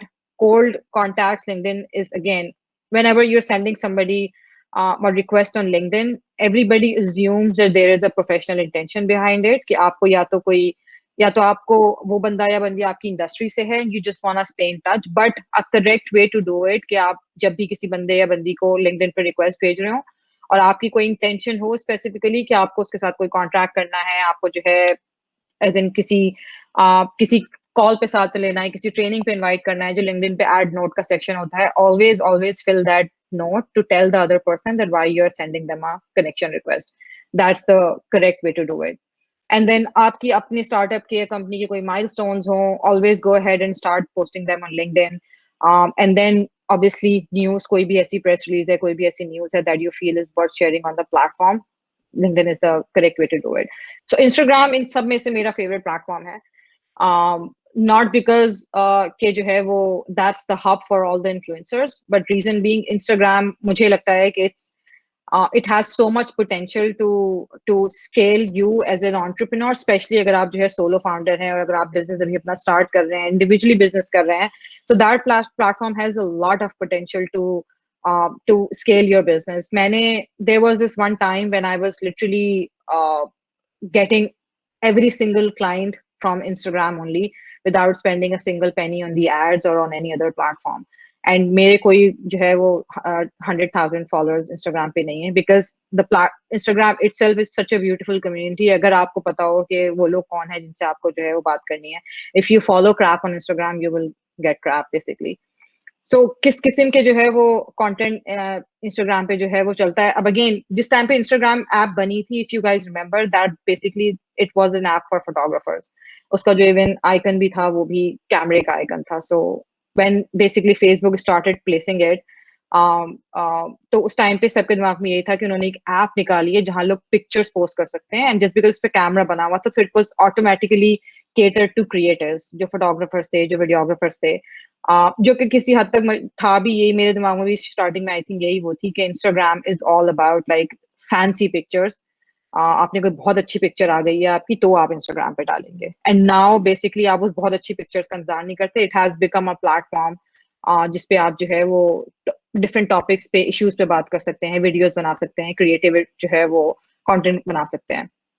So Instagram पे अगर आपको जो है वो उसके लिए किसी कंटेंट स्ट्रैटेजी पे काम करना है, सो एंड नीडलेस टू से आप सबने अपनी एक्सप्लोर फीड भी देखी होगी, आप सबने अगर आपके अकाउंट है आपने खुद भी जो है इस चीज को इवैल्यूएट किया होगा। What works on Instagram spaces, जब भी जो है पीपल कंप्लेन कि जब वो कोई जो है कोड डालते हैं, कुछ डालते हैं, nobody interacts with it, but when somebody post their selfie, people start liking it, and that's the normal human psychology. इसमें प्लेटफॉर्म का कसूर नहीं है, एंड प्लेटफॉर्म बेसिकली आपको वो दिखा रहे होते हैं जो कि बाकी सब लोग जो है वो और से देख रहे हैं, या बाकी सब लोग जो है पसंद कर रहे हैं। सो अगर आपको लगता है कि आपकी काम की चीज पे लाइक्स नहीं आते, और अगर आप अपनी सेल्फी या पिक्चर या अपनी फैमिली की पिक्चर डालते हैं, people start liking it, that's what people want see from on your feed. And ये भी बिल्कुल इसका मतलब नहीं है कि जो लोग अपनी पिक्चर्स नहीं डालना चाहते वो इंस्टाग्राम यूज नहीं कर सकते। अगर आपने मेरा कभी इंस्टाग्राम का प्रोफाइल देखा हो तो मैं शायद महीने में 1 या 2 अपनी पिक्चर्स डालती हूँ, but most of my content is text. इसी this is what I was saying कि such a diverse platform, it allows you to do anything and everything. But yeah, having said that, the platform that the content that works better on Instagram is basically your faces, is basically the life, the person behind the handle, and is also your personal life. आपकी learnings क्या हैं, अच्छी picture हो, अच्छे contrast में हो, और obviously framing अच्छी हुई हुई हो, editing अच्छी हुई हुई हो, that is always going to work better on Instagram. अगर आप randomly कुछ भी post करना शुरू कर देंगे तो the algorithm won't favor it. And then एक और किस्म का कंटेंट इंस्टाग्राम पे works really good, which is carousels. अब कैरोसेल्स क्या होते हैं, आई एम श्योर आप सबके पास इंस्टाग्राम की टाइम पे ऐप होगी, अगर नहीं है तो उसको खोल के देख लें। जिन कैरोसेल का बेसिकली, जैसे कैरोसेल के फेसबुक पे ऐड होते हैं, इसी तरह से Instagram has an option where you can upload multiple pictures at one time. So if you have like 10 small pictures of one particular event, people can swipe left to see more of it. So आप एक time पे 10 pictures जो हैं या 10 images जो हैं वो एक साथ अपलोड कर सकते हैं। जब वो आप एक साथ अपलोड करते हैं तो स्वाइप लेफ्ट करके वो एक कैरोसेल बन जाता है। And as a journalist, if you are uploading a story, if you are uploading a piece of content that has more to share, that has a lot of text, but you still do not, आप एक image पे इतना बड़ा paragraph लिख दें, आप इतने बड़े पैराग्राफ को 10 छोटे छोटे टेक्स्ट में तोड़ दें, it is always going to work better जब ज्यादा इन्फॉर्मेशन 10 हिस्सों में टूटी हुई होगी। एंड ये तो एक रीजन हो गया थोड़ी सी ह्यूमन साइकोलॉजी का, कि आपने उनको डाइजेस्टेबल इन्फॉर्मेशन दी है, आपने एक बड़े टॉपिक को 10 स्मॉल चीजों पे तोड़ दिया है, तो ऑब्वियसली लोग जो है उसको पसंद कर रहे हैं। अब इसमें एल्गोरिदम का या फिर जो टेक्निकलिटी मौजूद है वो इसलिए मौजूद है कि जब भी जो फेसबुक या इंस्टाग्राम हमारी इंगेजमेंट चेक कर रहा होता है, वो इंप्रेशन रीच और उसके जरिए चेक कर रहा होता है। और उसमें एक और इम्पोर्टेंट सेगमेंट ये भी होता है कि how much time people are spending in your on, like by looking at your post. अगर कोई कैरोसेल पे कोई बंदा आपका आके पोस्ट देखता है and it keep swiping left left left, which means उसने आपकी पोस्ट पे, एक एवरेज पोस्ट के मुकाबले में आपकी पोस्ट पे 5 सेकंड स्पेंड किए, 6 सेकंड स्पेंड किए, जबकि वो एक एवरेज पोस्ट जो है वो 1 सेकंड में देख के निकाल देता है, क्योंकि आप उसमें स्वाइप राइट नहीं कर सकते। तो टेक्निकलिटी जो है to why carousels perform better on Instagram, वो बेसिकली ये है कि आपका जो जो अटेंशन है उस पोस्ट पे वो किसी भी बंदे की ज्यादा होती है as compare to the normal general वाला पोस्ट। सो अगर आप कोई न्यूज स्कूप जो है वो कवर कर रहे हैं और आपको वो उस पर डालना है, बहुत बड़ी उसमें इन्फो है, उसको काटें 10 छोटे हिस्सों में और वो 10 इमेजेस अपलोड करें, ताकि पीपल कैन स्वाइप राइट और swipe left and read it more, instead of like आपने बहुत टेक्स्ट को स्क्वीज करके एक जगह डाल दिया। आईजीटीवी वीडियोस, पाकिस्तान में रील्स अब तक मौजूद नहीं है, तो मैंने यहाँ आईजीटीवी वीडियोस लिखा है, but Instagram has recently launch reels all over the world. Pakistan और there are a few more countries जो कि उस लिस्ट में नहीं है, and the reason Instagram gives कि वो हमारे पास फीचर क्यों नहीं है, क्योंकि उनके पास म्यूजिक के कुछ राइट्स नहीं है। So just because we don't have reels, तो मैंने यहाँ पे आईजीटीवी वीडियोस लिखा हुआ है। आईजीटीवी वीडियोस इज अगेन, अभी यहाँ पे किसी ने डॉक्यूमेंट्री की बात की थी, it's a long form content, कोई भी बड़ी वीडियो आप वर्टिकल फॉर्मेट में डाल सकते हैं, and it doesn't get as good traction, I think, as Reels so far, because obviously any platform whenever they release any new feature, वो उस फीचर को फेवर करना शुरू कर देता है प्लेटफॉर्म। अगर फेसबुक ने वीडियोस लॉन्च करी हैं तो अब जो भी वीडियो डालेगा Facebook starts favouring it. Instagram ने रील्स लॉन्च की हैं तो जो भी रील डालेगा Instagram starts favouring it, but Pakistan doesn't have it, so stick to IGTV videos. Algorithm का मैंने इसमें ये लिखा हुआ है कि it favours relevancy, it favours engagement. वो पोस्ट आपकी फीड पे, वो पोस्ट वायरल होते हैं जिस पे लोग एंगेज कर रहे हो। समटाइम्स डजंट इवन मैटर कि वो पोस्ट कितना आपको बुरा लगता है, कितना जो है उसका कंटेंट जो है वो बुरा है, if people are engaging with it the platform would favour it, because that's how all of these platforms work.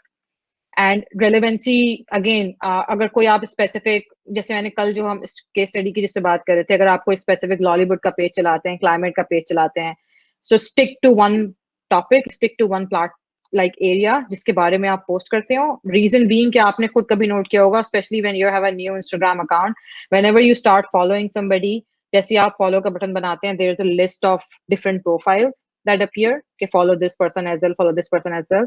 तो algorithm basically वो उन profiles को sift कर रहा होता है on the basis of the same category. So अगर मैं personal branding के बारे में बात करती हूँ और मेरा profile is full of posts talking about personal branding, all the other people on Instagram who talks about personal branding वो मेरे जो है वो relevancy में आ जाएंगे. So every single time somebody follows me, Instagram would start feeding them their profile as well. So इसीलिए जब भी Instagram के profile पे काम करें अपने, तो जो है वो एक topic पे relevant रहें और content ऐसा बनाएं जिस पे लोग time ज़्यादा spend कर रहे हो और जिस पे engage कर रहे हो. This is why a lot of people, आपने captions में देखा होगा, वो चाहे इतना सा call to action डालें कि comment this if you agree, what would you like to add to this. So these are all the like methods जिससे people can encourage you कि अच्छा आप आके engage करें, because the more you engage, the better their content would perform. So who should use it? Everybody, especially अगर आपका जो भी business idea है, जो आपकी company है, वो customers को deal करती है. It's a अब तो उसमें जो है वो e-commerce के features भी काफी सारे आ गए हैं Instagram पे. So ideal for life behind work, मैंने फिर बताया था कि instead of just posting about your portfolio, just your the work side of it, Instagram पे कोशिश करें कि life behind work दिखाएं, behind the scene दिखाएं कि real life में आप क्या कर रहे हैं. इसी वजह से, क्योंकि जितना क्रिएटिव, जितना विजुअल कंटेंट होगा, उतना the platform would favour it. अगर आप कोई प्रोडक्ट्स हैं आपके पास, किसी मर्चेंडाइज पे आप काम करते हैं, उसको डिस्प्ले करें. इन्फ्लुएंसर मार्केटिंग पे अगर काम करना चाहते हैं, इंस्टाग्राम पे there are plethora of influencers even in Pakistan and all over the world. उनसे काम करना चाहते हैं तो Instagram is a really good platform. Mood board का शायद आप लोग को वैसे आइडिया ना, बट अगर आप किसी भी क्रिएटिव बंदे से जो कि Instagram यूज करता है, आपने देखा होगा अगर आप उसकी प्रोफाइल खोलते हैं तो उसका जो फीड है, इट काइंडा लुक्स कि वो बहुत यूनानिमस सी फीड है. 3 ही 4 टाइप के कलर हैं जो कि उसने पूरी फीड में यूज किए हुए हैं, और वो सब बेसिकली इंटेंशनली करते हैं लोग. इट्स नॉट कि बहुत रैंडम सा कोई आइडिया उनको आया कि अब वो जो पोस्ट करते हैं वो बेसिकली जो है वो पिंक कलर की होती है, ब्लू कलर की होती है. सो लोग पूरे बेसिकली मूड बोर्ड्स बनाते हैं फॉर देयर इंस्टाग्राम फीड, जिससे दे एक्चुअली डिसाइड कि उनकी फीड जो है वो किस कलर की लगेगी, किस तरह से एस्थेटिकली जो है उन्हें वो पसंद आएगी. सो ये कुछ चीजें हैं जो कि इंस्टाग्राम की इंट्रोडक्शन में थी. बट ऑल्सो अगर जो है वो आपको रीच और डिस्ट्रीब्यूशन की तरफ बात करनी है, सो इंस्टाग्राम पे सबसे important key to get your message to new people जो कि आपको फॉलो नहीं करते, वो बेसिकली हैशटैग्स हैं. जिस किस्म का कंटेंट आप डाल रहे हैं, ऑलवेज मेक श्योर कि आप उस पर हैशटैग्स जो हैं वो रेलेवेंट डाल रहे हैं. इंस्टाग्राम पे बहुत सारे कुछ हैशटैग्स ऐसे हैं जो कि बैन हैं फॉर मल्टीपल रीजन. उस पर लोगों ने स्पैम किया है, कुछ किया है, तो इंस्टाग्राम ने वो जो है वो बेसिकली रिस्ट्रिक्ट किए हुए हैं. सो ऑलवेज मेक श्योर कि जब आप कंटेंट पे कोई हैशटैग्स डाल रहे हैं तो वो हैशटैग्स बैन ना हो. उसको पता करने का सिर्फ एक तरीका है, वो हैशटैग को मैनुअली विजिट करना है. अगर हैशटैग बैन होता है तो उसके ऊपर वहाँ पे लिखा आ रहा होता है कि द पोस्ट आर हिडन उस पर्टिकुलर हैशटैग के. बट अगर वो हैशटैग बैन नहीं होता तो you can see all the post. So what a lot of people do कि बहुत सारे बहुत अजीब से टूल ऑनलाइन मौजूद हैं जिसपे जो हैशटैग्स आपको क्रिएट करके देते हैं. अगर आप एक वर्ड लिखें, never use those tools. And a lot of people recommend it, but I don't, because वो उसके पीछे कोई इंसान नहीं है. They don't know what type of specific hashtags you're looking for. अगर आप 3-4 चीज़ों के बारे में लिखते हैं तो 1 घंटा निकाल के थोड़ी सी रिसर्च कर लें कि मेरे स्पेसिफिक टॉपिक पे कौन कौन से ऐसे हैशटैग्स हैं जो कि जिन पे पोस्ट ज़्यादा हैं या जिनके पोस्ट जो हैं वो रेलेवेंट हैं. उनका एक सेट बना के अपने पास रख लें. Every single time you post आप उस सेट को कॉपी पेस्ट कर दिया करें. So these are a couple of tips for Instagram. Bio को हमेशा क्लियर रखें, अपने इंस्टाग्राम के बायो को. उसमें एग्जैक्टली लोगों को पता चलना चाहिए कि आप क्या करते हैं. अगर आप कोई ब्लॉग चलाते हैं तो वो ब्लॉग उसमें टैग हुआ हो, कोई कंपनी चलाते हैं तो वो कंपनी टैग हुई हुई हो. Again, your goal should be कि even if somebody doesn't follow you on Instagram, if they are landing on your profile from anywhere in the world, in the first few seconds, the person should know कि आप करते क्या हैं and why they should follow you. And by doing all of these small little things, you're basically giving them a reason to follow you. ठीक है? So let's move to Twitter now. So journalist का I think it's a home for journalists. The main popularity जो कि इस platform को मिली है, that's because of politicians and journalists. And I think the only reason why I use Twitter is basically to follow a couple of journalists. मैं take के थोड़े से लोगों को फॉलो करती हूँ, बट ऑब्वियसली अगर कोई पॉलिटिशियन है तो पॉलिटिक्स ज़्यादा फॉलो करता है. एंड सबसे यूनिक चीज़ जो ट्विटर की है, जो कि अभी तक किसी प्लेटफॉर्म ने भी आई थिंक ब्रेक नहीं की है, and I think that's their USP as well, वो basically how fast this platform is and how seamless this platform है. कोई बहुत ज़्यादा कंटेंट क्रिएट करने के लिए आपको सोचना नहीं पड़ता. इंस्टाग्राम पे आप एक कोई एस्थेटिक डाल रहे हैं, कुछ डाल रहे हैं, so you literally have to at least spend 30-35 minutes to think कि अच्छा जाएगा क्या, इसका कैप्शन क्या होगा, हैशटैग्स क्या होंगे. Twitter is just so easy and so basic to use that every single person on this planet Earth, if they have the mobile phone, they can use Twitter. Starting में Twitter पे character की limit भी थी, तो आप 140 से ऊपर का लिख ही नहीं सकते थे. तो वो आपको बेसिकली ये भी सिखाता था कि आप कम अल्फाजों में किस तरह से अपनी बात जो है पूरी अनाउंस कर सकते हैं. अब उन्होंने आई थिंक कैरेक्टर लिमिट थोड़ी बढ़ा दी है. So again, the type of content that works better, it is the platform majorly for mini content, micro content कहलाता है जो ट्विटर का content होता है. छोटे अल्फाजों में आपको पूरी बात अनाउंस करनी होती है. सो टेक्स्ट एंड जो छोटी वीडियोस हैं, मिनी वीडियोस हैं, वो बहुत चलती हैं. ट्विटर ने टॉपिक्स जो है वो अनाउंस कर दिए हैं. अगर आप उस टॉपिक पे आप कोई ट्वीट लिखते हैं तो Twitter starts pushing it further. जैसे अगर आप स्पोर्ट्स पे कोई खबर लिख रहे हैं, ट्विटर पे स्पोर्ट्स का पूरा एक टैग है, आप तो ट्विटर ऑटोमेटिकली जज करता है कि आपका पोस्ट जो है, आपकी ट्वीट है, वो स्पोर्ट्स के बारे में है और वो स्पोर्ट्स वाले कैटेगरी पे दिखाने लगता है. जो एल्गोरिथम है ट्विटर का, I think this is one of the most unique बात ट्विटर की, वो बेसिकली बहुत ज़्यादा रियल टाइम है. हर 10 मिनट पे अगर आप ट्विटर पे लॉग इन करेंगे, आपकी फीड डिफरेंट होगी because of how fast people tweet, because of how fast the platform is. आप हर मिनट, हर 2 मिनट पे एक ट्वीट कर सकते हैं to tell people what you are up to tell people what you think about something. And feed बहुत ज़्यादा real time है.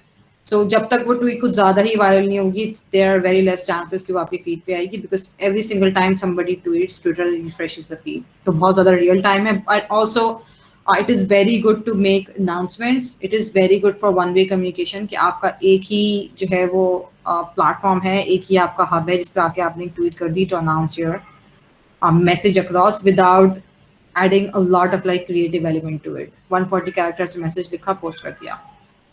This is why आपने खुद जो है वो देखा होगा कि Twitter is the only place जिसको बहुत सारी कंपनीज जो है वो कस्टमर सर्विस के लिए यूज करती हैं. कराची इलेक्ट्रिक की बहुत अच्छी एग्जांपल है. They won't reply you anywhere but they immediately reply to your tweet. Karim की बहुत अच्छी एग्जांपल है. जब भी आपको करीम को रिचार्ज करना हो, they are very active on Twitter because they use Twitter as a platform for customer service. बहुत ज़्यादा ऐसे बैंड वैगन्स को जैसे हैशटैग्स निकल जाते हैं जो कि ट्रेंड हो रहे होते हैं, बट वो ट्रेंड निकलते ही ट्विटर से हैं. Because that's again a very specific community. There are a group of people who decide कि क्या आज ट्विटर पे ट्रेंड कर रहा है. There is an entire business model जिस पे लोग एजेंसीज चला रहे हैं, जिस पे वो ट्रेंड्स बनाते हैं हैशटैग पे.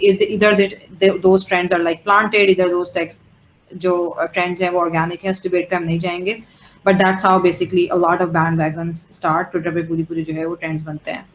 एंड देन किसी भी चीज़ की आपको रियल टाइम ऑफिशियल अपडेट देनी हो एज अ जर्नलिस्ट, अगर आप कोई ऐसी न्यूज़ ऐसे स्कूप कोई कवर कर रहे हैं जो बहुत रियल टाइम है, जो कि टाइम सेंसिटिव है, Twitter is your platform and is the way to go. TikTok I think Pakistan में सबसे अब्यूज्ड सोशल मीडिया है, and I mean it when I say it. But there is no platform including LinkedIn, TikTok, जो भी एक और किसी ने snack क्या है वो उसका नाम लिया था, कोई भी प्लेटफॉर्म ऐसा नहीं है जो कि प्लेटफॉर्म बुरा है. I think the way people use it is just the basically just वो है कि आप उसको इस्तेमाल किस तरह से करते हैं. मैंने ट्विटर पे बहुत सारे ऐसे अकाउंट्स को फॉलो किया हुआ है जो कि बहुत अच्छा कंटेंट बना रहे हैं. वो कंटेंट कहीं किसी सोशल मीडिया पे आपको नहीं मिलेगा. रीज़न बीइंग के अगेन उस कंटेंट का जो उस प्लेटफॉर्म का जो एल्गोरिथम है, उसने हर एक बंदे को उतनी ही इंपॉर्टेंस देनी शुरू की है जितनी कोई एक ऐसा बंदा हो जिसके पास 4 मिलियन फॉलोअर्स हैं, वो इंस्टाग्राम पे है.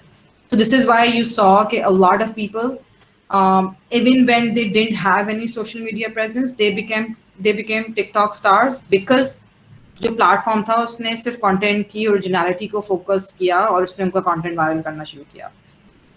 And a lot of it जो कि पाकिस्तान में ऑब्वियसली पूरी डिबेट है, a lot of it depends on the type of content that you see and a lot of it depends on the type of content that you create.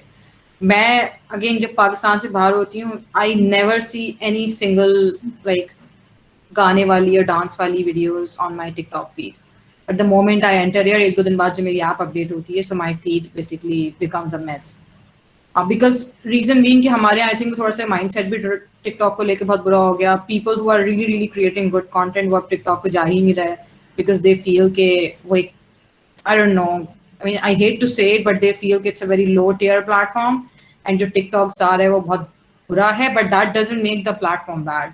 अगर आप जैसे लोग जो कि बहुत अच्छा काम कर रहे हैं, they will literally start using the platform for its good, start using the platform for what it's made, mini videos, छोटा content, digestible content, or creative content, then platform has a lot of potential. Just because अब वो पाकिस्तान में privilege unprivileged की debate बन गई है, they feel कि अच्छा एक बहुत लो सेक का जो है वो लो टियर के लोग जो हैं वो टिकटॉक यूज करते हैं, अच्छा वो टिकटॉक है तो there is an stigma attached to it. But I really really hope कि people like you and a lot of people who are really creative they start using TikTok in Pakistan. तो जो content है उसमें खुद ब खुद डाइवर्सिटी आ जाएगी, उसमें खुद ब खुद जो नॉइस है जिसको अभी आप कहते हैं वो, क्योंकि platform has like tremendous potential to use, and if you want to use it, तो उसकी मैंने थोड़ी सी चीज़ें यहाँ पे लिखी हुई हैं.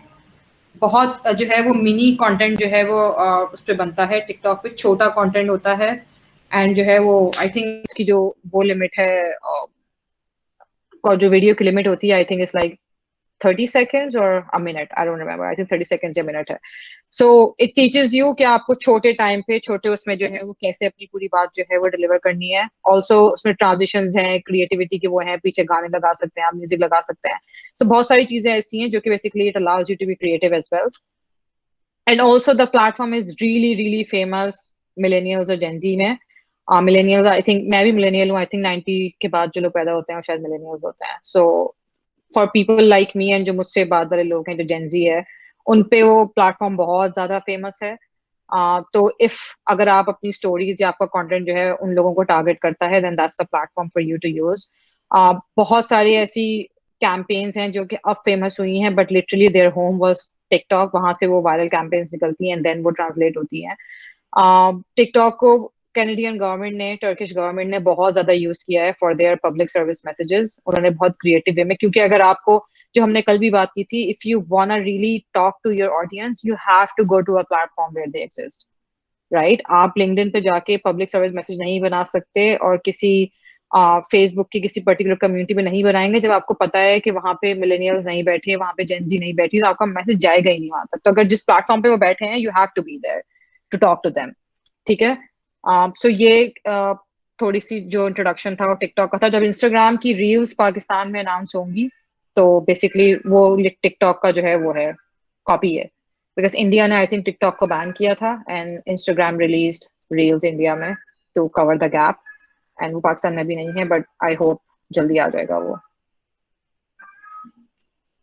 सो अब आते हैं I think again my most favourite platform YouTube. It's a bummer के पाकिस्तान में यूट्यूब काफी साल तक बैन रहा. And I want go into the debate कि वो किस तरह से था, लेकिन उसकी वजह से प्लेटफॉर्म की पोटेंशियल, उसके बारे में नॉलेज, हमारी क्रिएटर्स, वो लोग जो कि प्लेटफॉर्म को बहुत अच्छी तरीके से इस्तेमाल कर सकते थे और बहुत ज्यादा हद तक कमा सकते थे इस प्लेटफॉर्म से, वो सब पीछे रह गए. क्योंकि लिटरली उसी टाइम पे, उन्हीं 2-3 सालों में YouTube was the budding star. India में बहुत कंटेंट यूट्यूब पर उस टाइम पे बन रहा था. देवर चैनल्स जो कि उसी जमाने में जो है वो मोनेटाइज हो के जो है वो हजार हजार डॉलर्स एक वीडियो पे बना रहे थे. एंड रीजन बीइंग कि उस टाइम पे I was not in Pakistan, so I was literally following everything के what Pakistan is doing wrong in this space. Pakistan में यूट्यूब मोनेटाइजेशन, वो सॉरी फेसबुक की मोनेटाइजेशन है क्यों नहीं. this platform basically was literally right there in front of us, जिससे हमारे creators जो है वो मोनेटाइज कर भी सकते थे, कमा भी सकते थे. There is a whole bunch of people, उनकी लाइवलीहुड बेसिकली यूट्यूब लाजमी यूट्यूब से है अभी, बट पाकिस्तान में आप गिनती पे उठा सकते हैं लोग जो कि आई थिंक मिलियन क्रॉस किया होगा जिन्होंने. सो किस किस्म का कंटेंट जो है वो यूट्यूब पे चलता है सबको पता है. वीडियोस चलती है, यूट्यूब ने भी अब वो निकाल दी हैं, यूट्यूब शॉर्ट्स कहलाती हैं, वो छोटी 30 सेकंड या 60 सेकंड्स की वीडियोस जो कि रील्स और टिकटॉक की तरह की है. सो बहुत, एंड एक चीज को हमेशा दिमाग में रखिएगा जो अभी हम जिक्र कर रहे थे, बाकी सारे जो सोशल मीडिया चैनल्स हैं वो फिर भी उनका जो बैक एंड है वो सोशल मीडिया की तरह चलता है. They rely on connections, community, friend list, follow, ये वो. But YouTube is still a search engine. YouTube is a search engine for videos. Own भी गूगल ही करता है. तो जो गूगल पे सारे जो गूगल की पावर्स हैं वो बेसिकली यूट्यूब में ऑलरेडी फीड हुई हुई हैं. तो यूट्यूब स्टिल जो है वो एक सर्च इंजन की तरह काम करता है. यहाँ पे लोग जो है वो लोगों को फॉलो करने आते हैं, बट मेनली वैसी दोस्तियां नहीं कर सकते जैसी इंस्टाग्राम पे या फेसबुक पे कर सकते हैं, because the social platform is social media. YouTube still I see it as a search engine. People come there to learn, people come there to follow their creators, and platform itself जो है वो बहुत ज्यादा preference देता है relevance को, बहुत ज्यादा प्रेफरेंस देता है किस कीवर्ड पे लोगों ने क्या सर्च किया, किस कीवर्ड पे कितनी वीडियोस डली हुई हैं, एंड किस कीवर्ड पे जो है कितनी सर्चेज आ रही हैं. आप कभी भी फेसबुक के लिए जो है पोस्ट बना रहे होंगे तो आप ये सब नहीं सोचेंगे कि अच्छा मैं ये फेसबुक पे वीडियो डाल तो रहा हूँ, बट जो है वो इस वीडियो के कीवर्ड पे वीडियोस डली हुई कितनी है, कौन सी वीडियो कहाँ रैंक हो रही है. And this is why I differentiate YouTube from social media, कि यूट्यूब का जो बैक एंड है that still works as a search engine.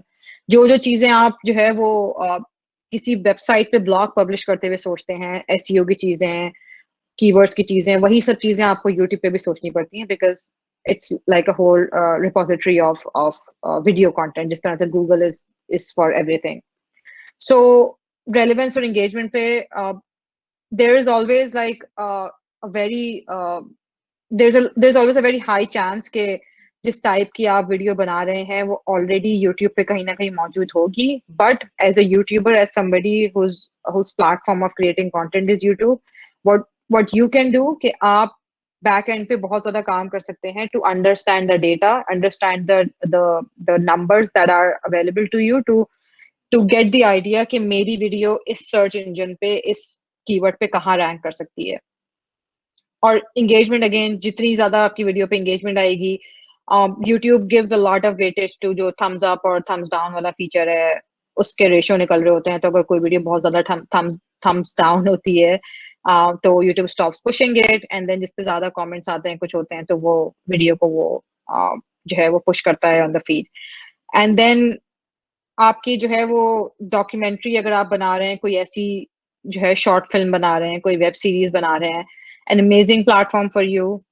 एक चीज का हमेशा ये ध्यान में रखिएगा कि आपके और मेरे पास शायद इंटरनेट की कनेक्शन जो है वो बहुत ज्यादा अच्छा है, तो हमारे पास वीडियो बहुत आसानी से स्ट्रीम हो जाती है. But there is still a huge part of the world जहाँ पे बहुत जो है वो 480 की अगर वीडियो कोई देख रहा है तो वो भी बहुत बड़ी बात है. सो हमेशा कंटेंट बनाएं तो ये चीज भी एक्सेसिबिलिटी दिमाग में देखते लगाएं कि वो सबके लिए एक्सेसिबल हो, no matter if they have a good internet, no matter if they have a bad internet. ठीक है, सो एक इस चीज का ख्याल रखिएगा. बाकी यूट्यूब पे कल किसी ने मुझसे सवाल पूछा था कि जो हैशटैग्स वो सब होते हैं यूट्यूब पे, जो आप कैप्शन लिखते हैं उस कैप्शन पे वो सब चीजें अप्लाई होती हैं जो कि किसी आर्टिकल या ब्लॉग पे आप वेबसाइट पे लिख रहे होती हैं. इसमें कीवर्ड्स को ऑप्टिमाइज करें, उसका टाइटल जो है वो हमेशा सर्च करें कि उस टाइटल पे कितनी वीडियोस यूट्यूब पे डली हुई हैं, उन्होंने किस तरह के कीवर्ड्स यूज किए हुए हैं. क्योंकि आपकी वीडियो का पर्पस ये होना चाहिए कि अच्छा आप जो शेयर कर रहे हैं वहां से तो व्यूज उस पे आएंगे. आपने फर्स्ट कर लें 4 सोशल मीडिया पे शेयर किया, आपने ईमेल पे शेयर किया, वहां से व्यूज आने ही हैं. बट आपका गोल ये होना चाहिए कि whenever people search for some specific information, आपकी वीडियो जो है सर्च रिजल्ट्स में आए. क्योंकि असल जो आपके पास व्यूज आएंगे वो बेसिकली ऑर्गेनिक वहीं से आएंगे when people start searching for you. इसीलिए बहुत अच्छा अच्छा कंटेंट यूट्यूब पे जो है उसका टाइटल गलत होता है, उसके डिस्क्रिप्शन में कुछ नहीं होता, and people are making so much effort to create the content, but they are not paying enough attention कि वो कैप्शन में क्या लिख रहे हैं, वो टाइटल क्या बना रहे हैं, वो हैशटैग्स क्या डाल रहे हैं. तो उन सब चीजों का ख्याल रखें. जो फिलोसफी टैग्स की है, जो एसईओ की है, जो टाइटल का वर्ड काउंट मैंने बताया था, जो कैप्शन बताया था, that remain same all across the platform जितने भी हमने अभी जिक्र किए. बट ऑब्वियसली रेलेवेंसी का सबसे ज्यादा ख्याल रखें कि कोई भी चीज ऐसी ना हो कि किसी बात जो है आप क्लाइमेट की कर रहे हैं पर अपने हैशटैग जो है वो एनिमल राइट्स का डाला हुआ है, right. So that is all kind of like unethical. अब जो है digital marketing over the years किस तरह से इवॉल्व हुई है. पहले डिजिटल मार्केटिंग वाज बेसिकली जो ट्रेडिशनल एडवर्टाइजिंग और मार्केटिंग हुआ करती थी, लोगों ने वही सेम फॉर्मूलाज जो है ला के डिजिटली अप्लाई करने शुरू कर दिए थे. अच्छा, सिर्फ brand is only about marketing is only about putting your product सामने, पुटिंग योर स्टोरी सामने, एंड लोगों को बता दें कि बस ये मेरी प्रोडक्ट है. अब जो मार्केटिंग इवॉल्व हुई है, डिजिटल मार्केटिंग इवॉल्व हुई है, वो बेसिकली ज्यादा एम्पैथेटिक है। उसमें people actually show that they care, and उसमें मेनली जो फोकस होता है वो ह्यूमन कनेक्शन बनाने का होता है। इसीलिए आपने सैमसंग के कुछ एड्स देखे होंगे, आपने गूगल के कुछ एड्स देखे होंगे, जब जब वो लोग अपने एडवर्टाइजमेंट बनाते हैं, they try to talk to people in a very very caring and empathetic way that shows कि the company, even though कि company जो है वो कर business ही रही है, even though company की product और service जो है वो different है, but that shows कि वो company लोगों की care करती है, right? So हमेशा जब भी आप सोशल मीडिया पे कोई कंटेंट बना रहे हो, मार्केटिंग का प्लान बना रहे हो और अपना अपना अपने बिजनेस को प्रमोट कर रहे हो, हमेशा ख्याल रखें कि social media drives on emotions and marketing itself as an industry drives on emotions. उस इमोशन का ये मतलब नहीं है कि आप फियर इंस्टॉल करें लोगों के दिमाग में, उस इमोशन का ये मतलब नहीं है कि आप बहुत ज्यादा ड्रामा इंस्टॉल करें लोगों के दिमाग में। उस उस इमोशन का मतलब ये है कि you just develop a human connection, कि लोगों को अब ये लगे कि अच्छा they are literally talking to a person behind that logo. जैसे मंसूर ने मुझे अभी अपने यूट्यूब चैनल की जो है वो लिंक भेजी। So if Mansoor will never show up in any of his videos और अपनी प्रोडक्ट के बारे में बात करते रहेंगे, after like a 3 to 4 years nobody would just start caring कि ये है कौन, ये एक अच्छा ये नाम है और इस नाम पे ये वीडियोस डलती हैं, आई हैव जीरो आइडिया कि ये पोस्ट कौन कर रहा है। But the moment Mansoor would start showing up और वो लोगों को दिखाएगा कि अच्छा मैंने ये सब चीजें जो है ये पब्लिश की हैं, बट मैं आपकी तरह का ही आम इंसान हूँ, मैं जो है वो यहीं कराची में रहता हूँ और जो है वो मैं यहाँ यहाँ ट्रैवल करता हूँ और ये मेरी स्टोरी है, that would be the moment people would automatically start clicking, अच्छा ओके ये मंसूर है, this is the person who I have been talking to. So digital जब भी आपको कंटेंट की प्लानिंग करनी हो, उसकी स्ट्रैटेजी बनानी हो, ऑलवेज make sure कि you are making a mix of human connection, you are putting a mix of human connection in it, because that's what is going to set your content apart. मैंने यहाँ पे कुछ tag lines लिखी हुई हैं, जो है कुछ फेमस कंपनीज की। उबर की जैसे वेबसाइट पे एक टैग लाइन चलती है, सेटिंग 700+ सिटीज इन मोशन। अगर आप बहुत लेमैन टर्म्स में उबर का बिजनेस मॉडल देखें तो इट्स अ टैक्सी बेसिकली। कोई कोई ऐसी अनोखी चीज उसमें नहीं है, वो टैक्सी का जो पूरा सिस्टम है वो बेसिकली डिजिटल आ गया है। अब आप जिस तरह से टैक्सीज बुलाते थे, अब आप नॉर्मल लोगों की कार जो कि उसी जगह पे जा रहे हो वो घर पे बुला लेते हैं। But what Uber has done कि उन्होंने पिक्चर को इतना ग्रैंड करके आपको बताया है कि उनकी वजह से 700+ शहर जो हैं वो दे वर्क। सो उनकी टैगलाइन उन्होंने जो लिखी है वो setting 700+ cities in motion. Slack जो एक वर्क स्पेस की ऐप है, वर्क स्पेस कम्युनिकेशन की ऐप है, उन्होंने देखें अपनी टैगलाइन पे लिखा हुआ है कि you are in a good company. Slack का जो ओवरऑल ताल्लुक है वो कहीं से भी कुछ नहीं है कि they basically feel people connected.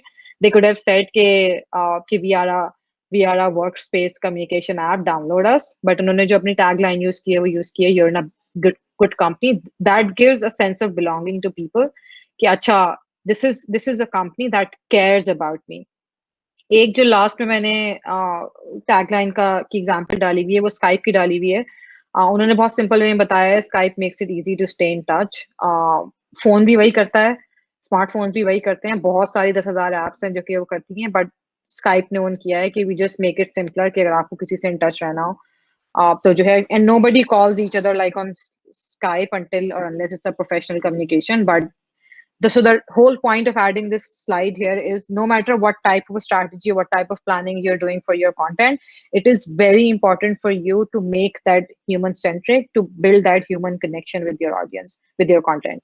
Community building is the next wave of engagement. People really want closed spaces now. People feel connected to each other when they are talking to somebody in closed spaces.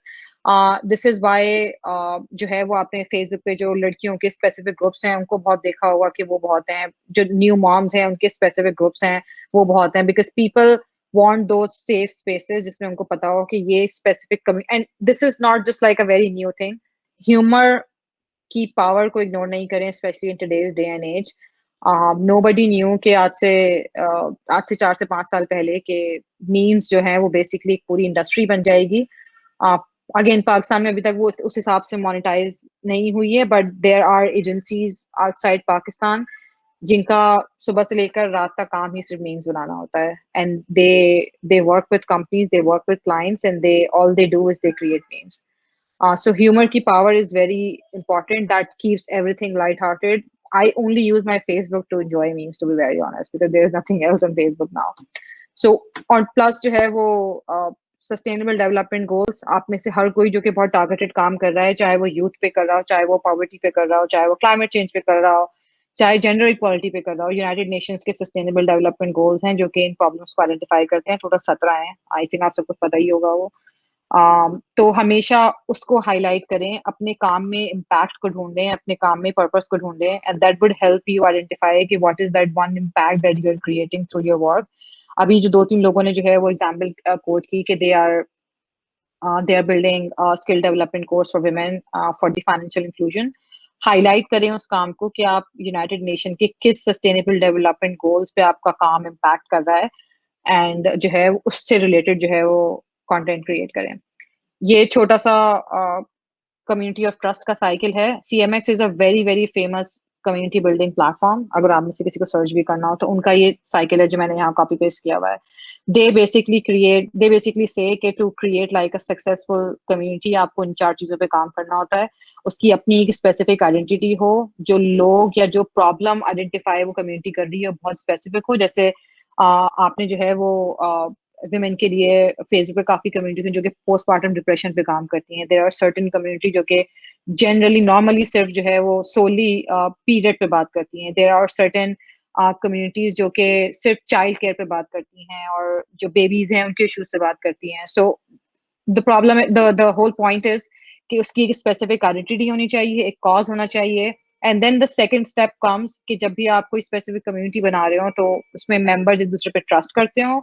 People actually trust कि the information that they are sharing would not go out of these closed doors if your community is closed. अगर private public है तो फिर तो ये sense नहीं बनता, but still members should be able to trust each other. जब वो trust करेंगे तो it leads to their participation. If you feel that people are not posting on your community and not commenting, which means they don't trust that space enough or they don't feel the member of that space enough, and then जब वो participate करना शुरू करें तो उनको reward दें। That reward could be like a meetup, that reward could be आपने कोई collaboration की है और लोगों को चीजें दी हैं, that reward could be a tangible gift as well, anything. So this is like a very basic cycle अगर आपको याद करना हो: create an identity, build the trust, encourage participation, and involve rewarding process in your community building. And these will be my parting words: that empathy, understanding, and care makes us human. Use it to sell your stories and products to human. That's, I think, no matter what brand you're promoting on social media, either it's yours, either it's the company that you represent. What matters is how you're building that connection, how you're putting your content out there, and how much people enjoy reading it. That's what's going to make them stay to your page/website/social media.